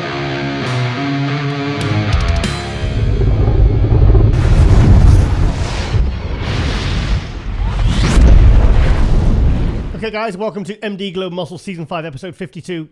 Hot news. And, of course, he is back in the studio. Mr. D. Clark himself. How you doing, mate? Yo, man, I'm glad to be here. Oh, I'm top of the world. Yeah? Yeah, buzzing, man, buzzing. It was a good week this week for me at work and everything. So, yeah, training's going all right. So, yeah, I'm top of the world. Good. Glad to hear it. So, obviously, I was going to ask if training's going well. Yep. Good. Training's going well. How many are you getting? Because you've been away working, have you been getting some good sessions in? I've been getting some good sessions in. Yeah. I've been coming back, although it's been a bit late, but I mean, I've still been going and I've been eating well. You train late, don't you? Yeah, I train late now. What time? I normally get there for about 7:45. Oh, that's my time. Is that your time? Tiger time. That's when I like to train. Well, the gym closes at 9 o'clock, so I've got to get in and out before then. You see, so yeah. Well, I train with. I think the latest I've ever trained in my life was when I trained with Ronnie. All right. That was in Birmingham. That was a body power, and Ronnie's like, "Look, we've got to train." And obviously, by the time we've done body power, and then we've had food, and then we've gone to the hotel to pick him up, got to the gym. Yeah. I mean, it was like I think we got out of the gym at 1:30.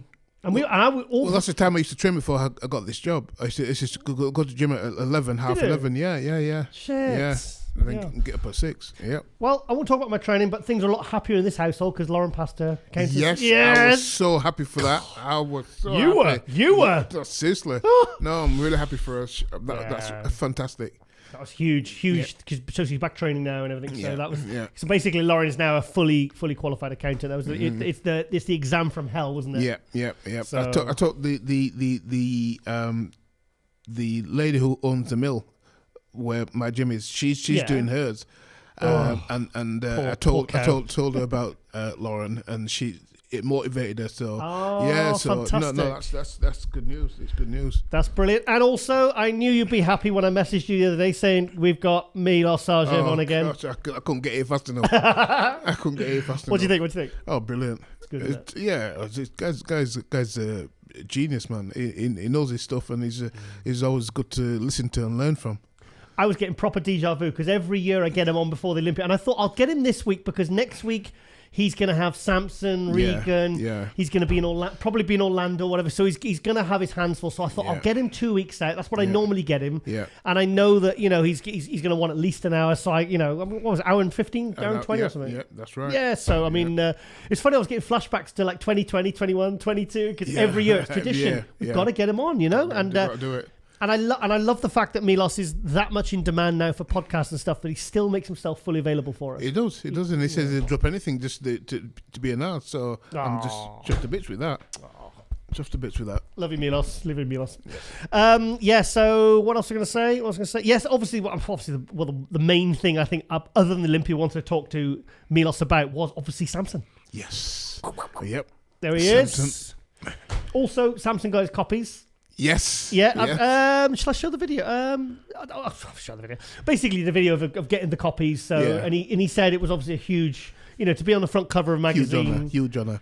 Yeah, no. Yeah. I've messaged him about my article though, and he hasn't got back to me yet. Has he not got back to you yet? I hope it's because he's travelling. Yeah. Well, he's got his hands full at the moment. Do you think he read my article and went, "That's wrong. That's wrong. That's true. That's bullshit. I'm offended by that. I don't like this Charles anymore. I'm not doing any more interviews with him."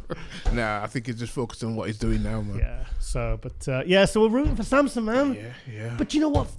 Derek? Though, if he wins this Olympia, if like Milos said in the interview, if he goes from 6th to 1st.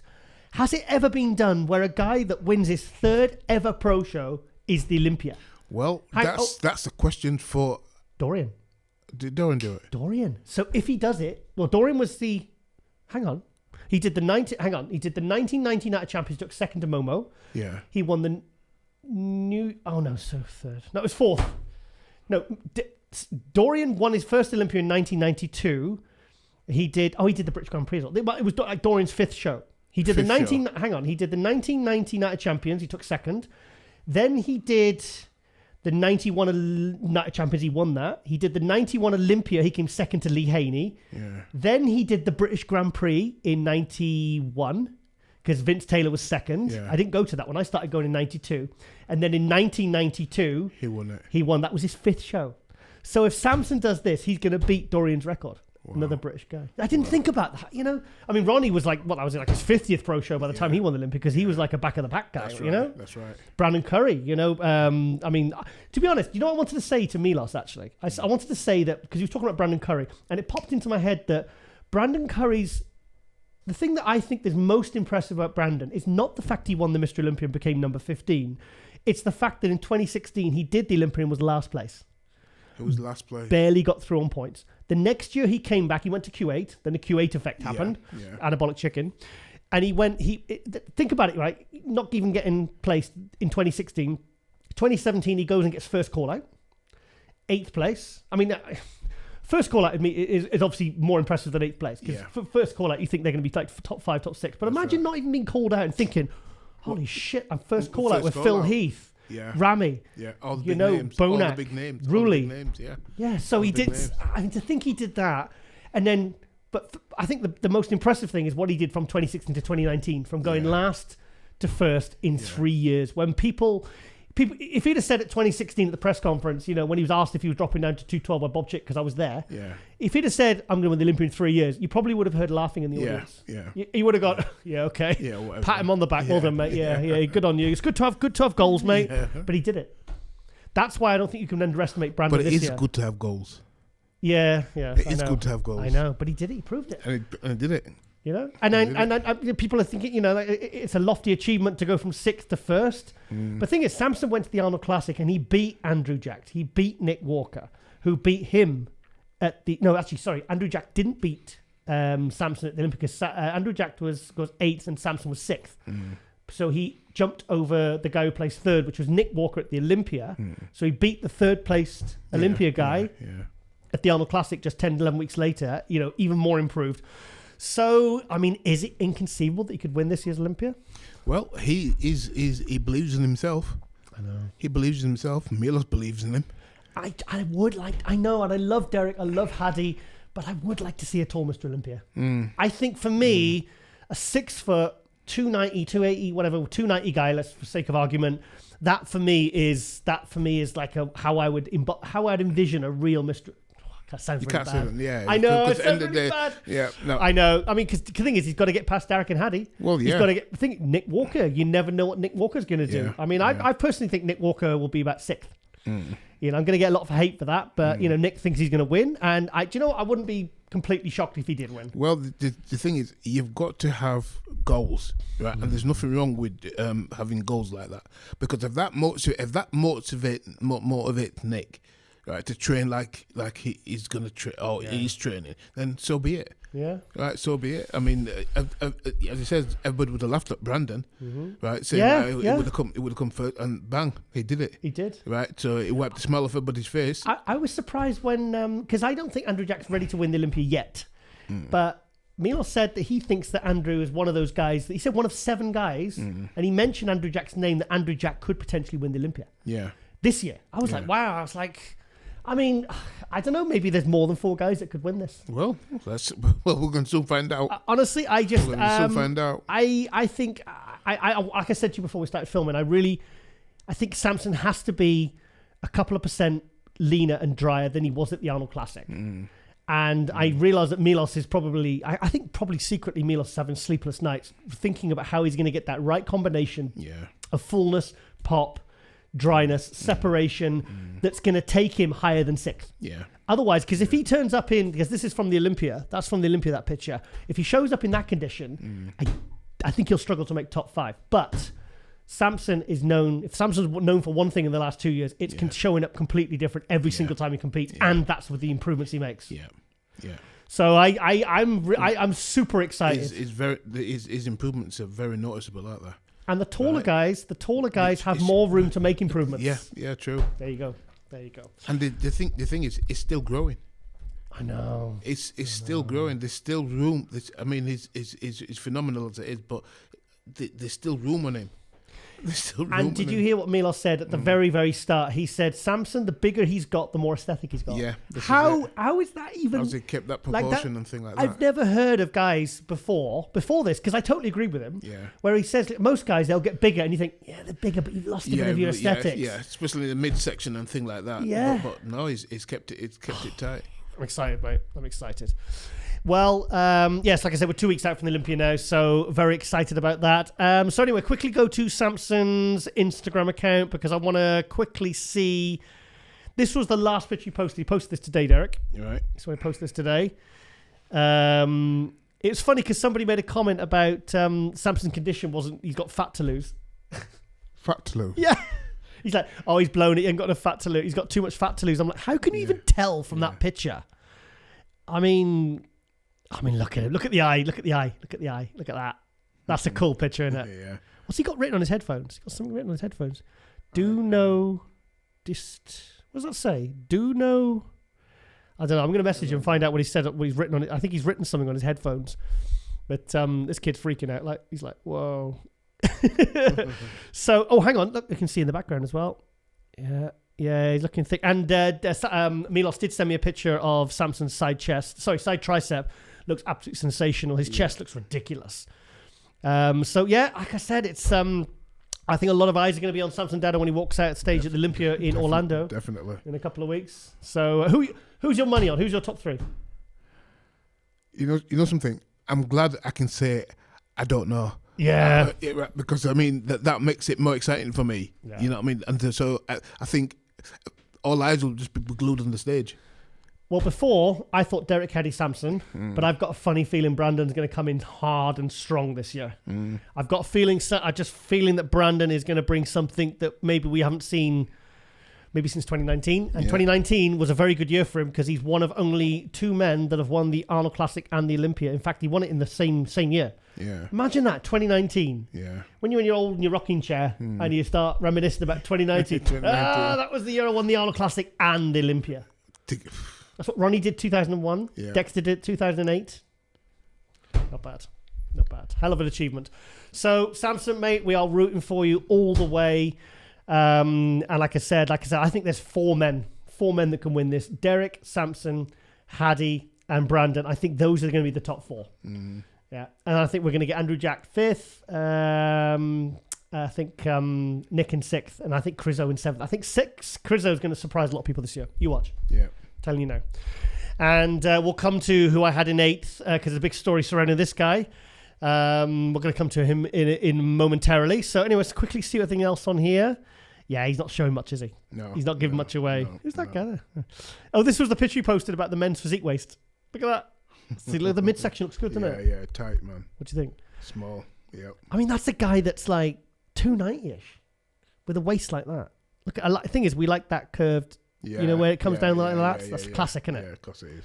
Classic. It's like almost like a men's physique waistline, isn't it? So, when's this? I haven't seen this video. Oh, this is Korea. This was early in the year. I don't want to see that. That's ages ago.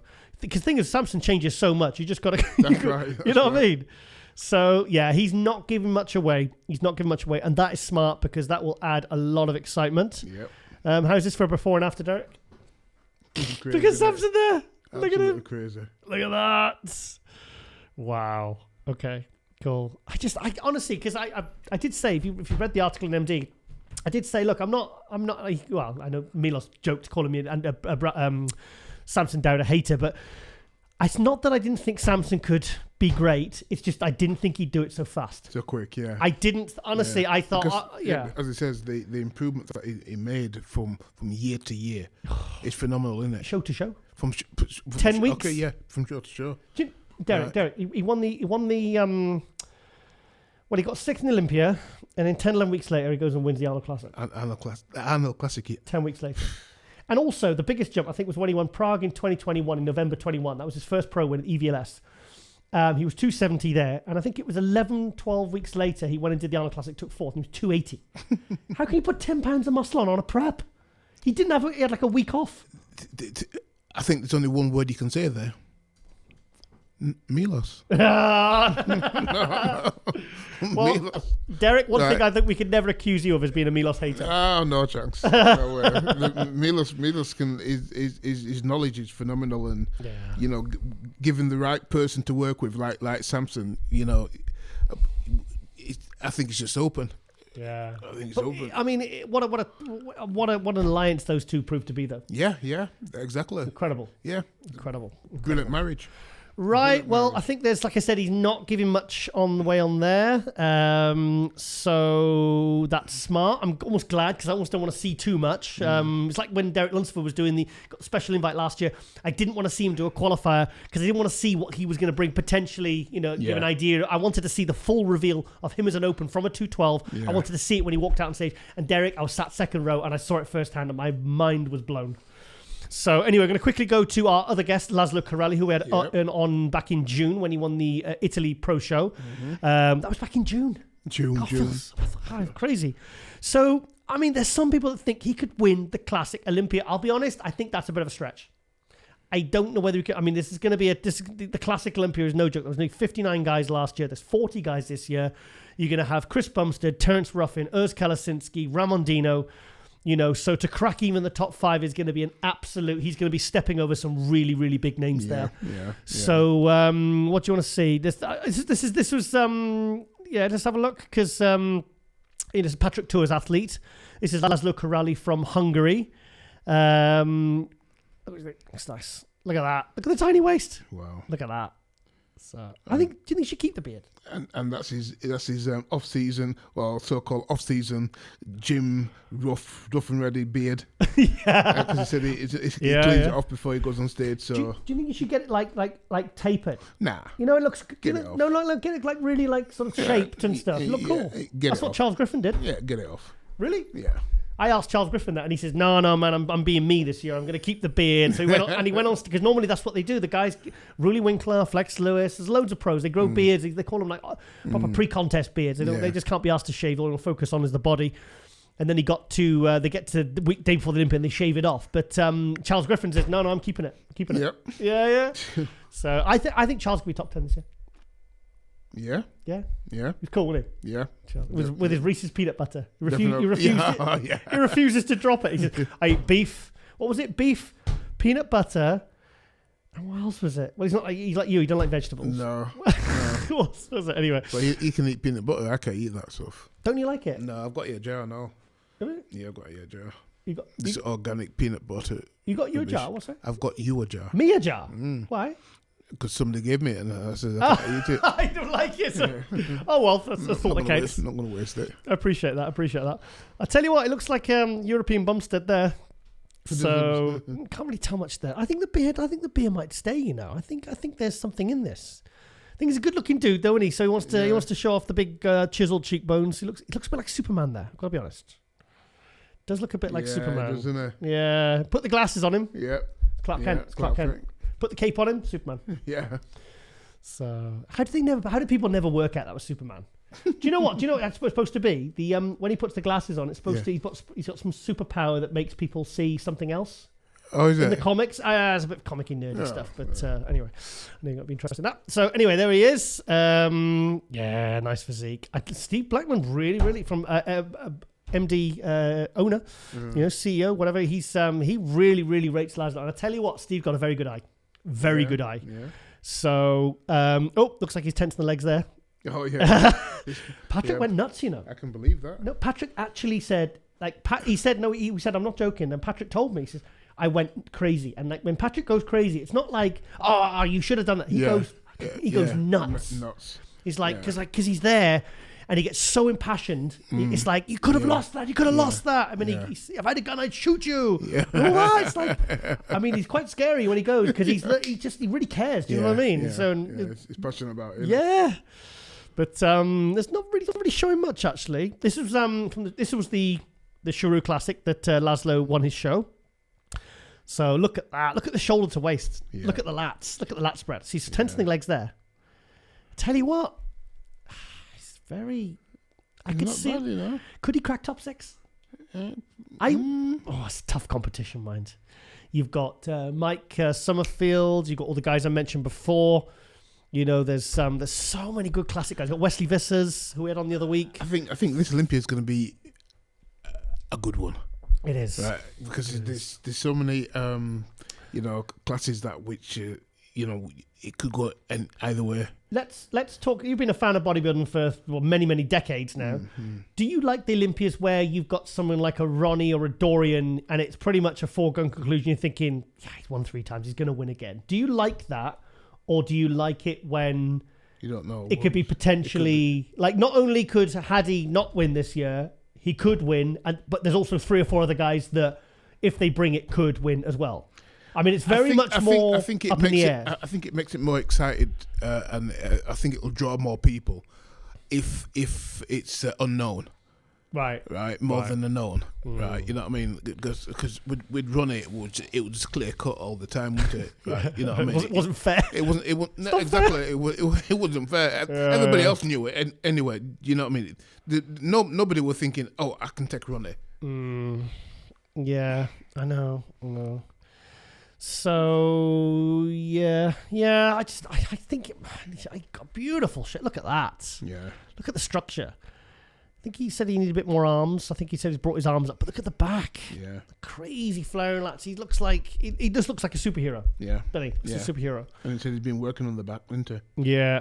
Really good. Right. Okay, then let's have a look. There is a Patrick.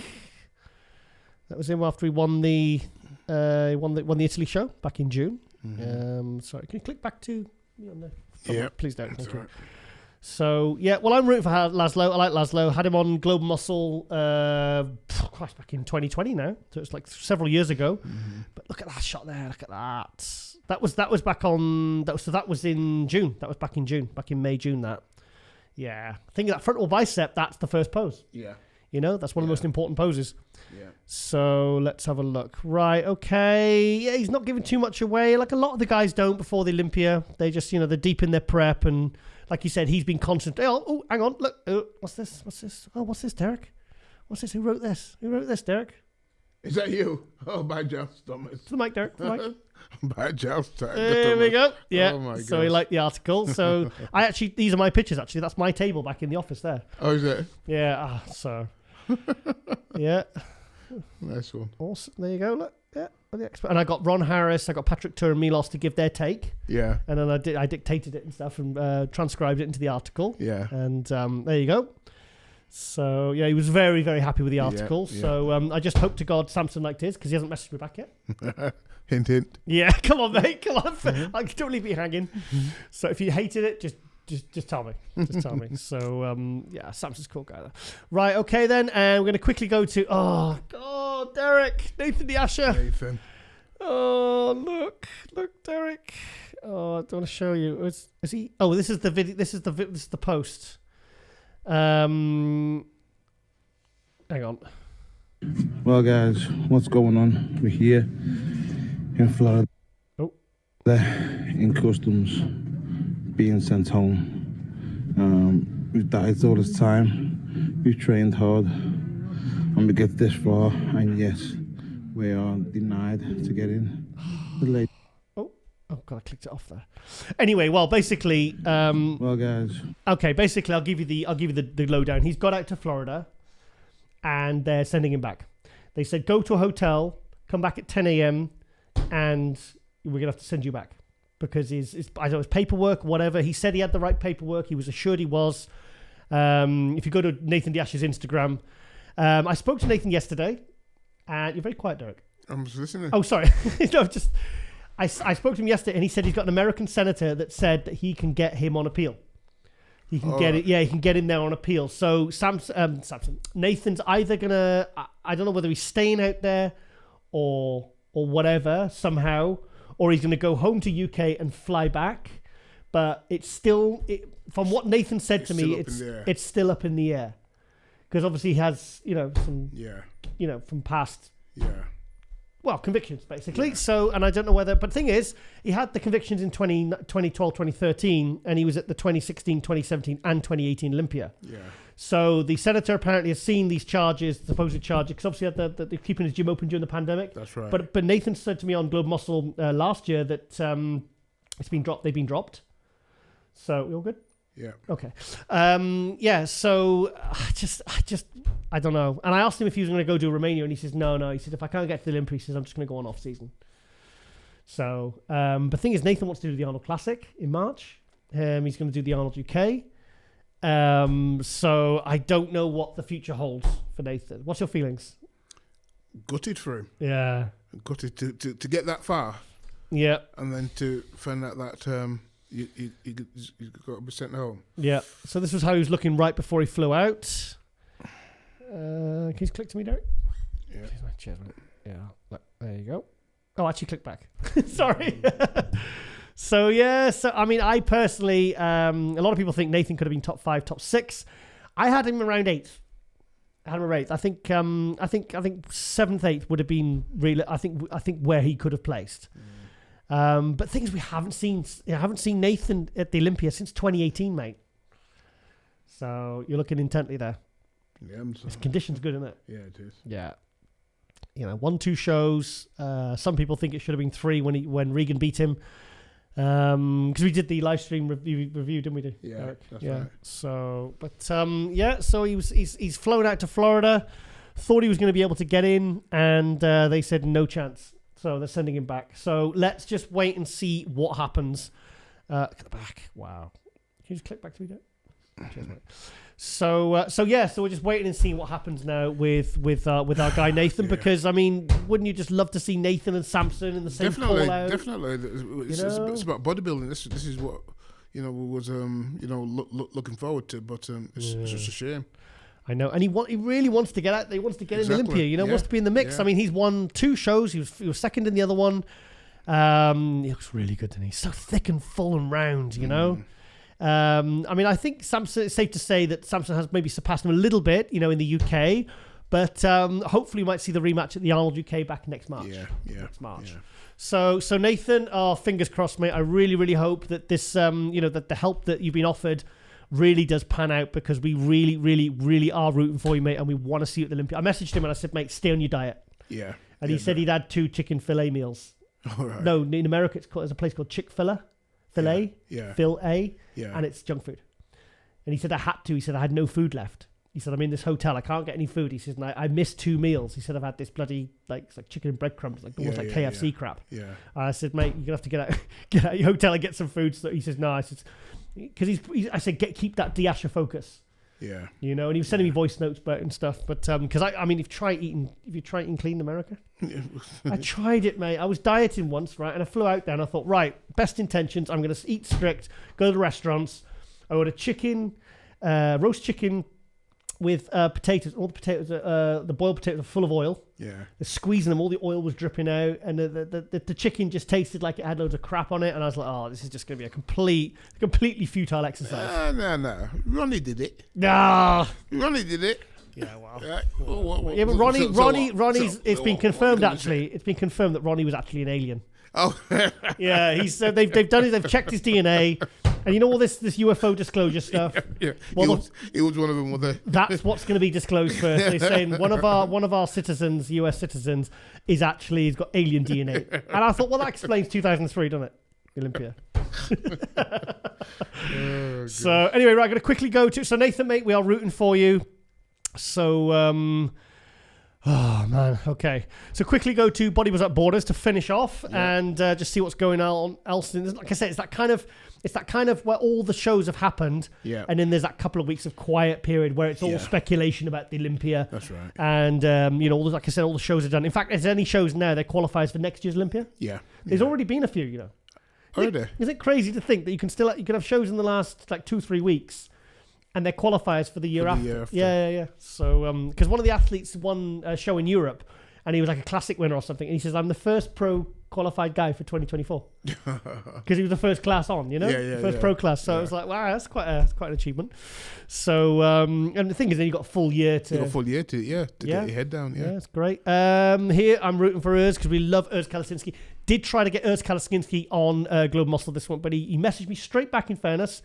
And he says, I can't, Giles. I'm too busy on that night. He says, I'm so sorry. And I said, well, thanks for coming back to me or whatever. Because Urs is, he's always made himself extremely available for MD Globe Muscle. And do you know why, Derek? Because we're the guys. I mean, Well, apart from that. No, we were his first interview. Oh. Like this guy. Oh, Are you clicking to me? Well, we like supporting up and coming guys. Yeah, and then when they become superstars, they say, "Go on, then. You know, you were there at the start." Exactly, Giles. exactly. You know, We'll give them an opening. Bill Muscle, Derek, Giles, you guys were there at the start when I was a nobody, and now I'm a somebody. Of course, I'm not going to say no to you. In fact, I've had a few no's this last couple of weeks. Have you? Yeah, I'll tell you after. No, but you can understand that though. No, it's look. When it comes to Olympia, this is their main show, isn't it? Yeah. You know what I mean? So I don't take no offense with that. And thing is, like some of these guys, you know, they're literally it's their full time job. They're getting sports massage, they're getting chiropractic work. You know, their days are planned to the minute. Exactly. So if they say no to me 2 weeks out, I'm like, completely understand. No problem at all. Yeah. I'll reach out to you after the Olympia, and you know, you can get a bit of a rundown. So and they, you know, 99 times out of 100, they're always accommodating. So I do appreciate it, guys. So let's quickly have a look. Oh God, this bloody thing. Hang on. What have we done here? Okay. Very sensitive trackpad. Okay, we're back on borders. Come on. Right, let's quickly look. I want to see. There's not much on here I really want to see, actually. Like I said, it's just the latest news. Oh, Michael de Bull is another British guy. He's originally from, oh my God, I've completely forgotten. Syria. Michael de Bull. He's because the weight cap on the Classic now has gone up. Yeah. It's gone up. So this is a guy known for his condition. He was 10th place. Was it 10th place at the Olympia last year? Wow. He's won the Isles UK twice. Cool guy. We've had him on Global. Yeah. The Saharan Eagle, they call him. Patrick Tour's client. So, and he's obviously got a few extra pounds to play with because of the weight cap, so he can come in a little bit heavier for his classic show, next classic show, which will be the Olympia. Yeah. So, let's have a look one more. Yeah, it's good, doesn't he? Love the condition. I love condition separation, stripy delts. We love it all. We love it all. So it was just 2 weeks out. Wow. Not bad, Not bad. So, anything you want to see on here, Derek, quickly? Let's have a look. Yeah, it's pretty, like I said, it's that quiet period now. So I think that's pretty much... It's a bit much, isn't it? Yeah, it's not much really, you know, it's people getting pro cards and stuff like that. But like I said, we're all about the Olympia because it's 2 weeks away. Yeah. So, we can talk about your dongle. Yeah, we can talk about my new dongle. Yeah. All right, can you see that? Yeah. The cat at the door as well, so she wants to come in. So anyway, I think that's it really, Derek. Yep, no problem. Yep, okay then. Right, okay then. Also, please do not forget to check out the latest issue of MD. I've just done the articles for not the one after, but the one after. Yep. Did that all this week. Mm-hmm. And so I've had a very, very busy week.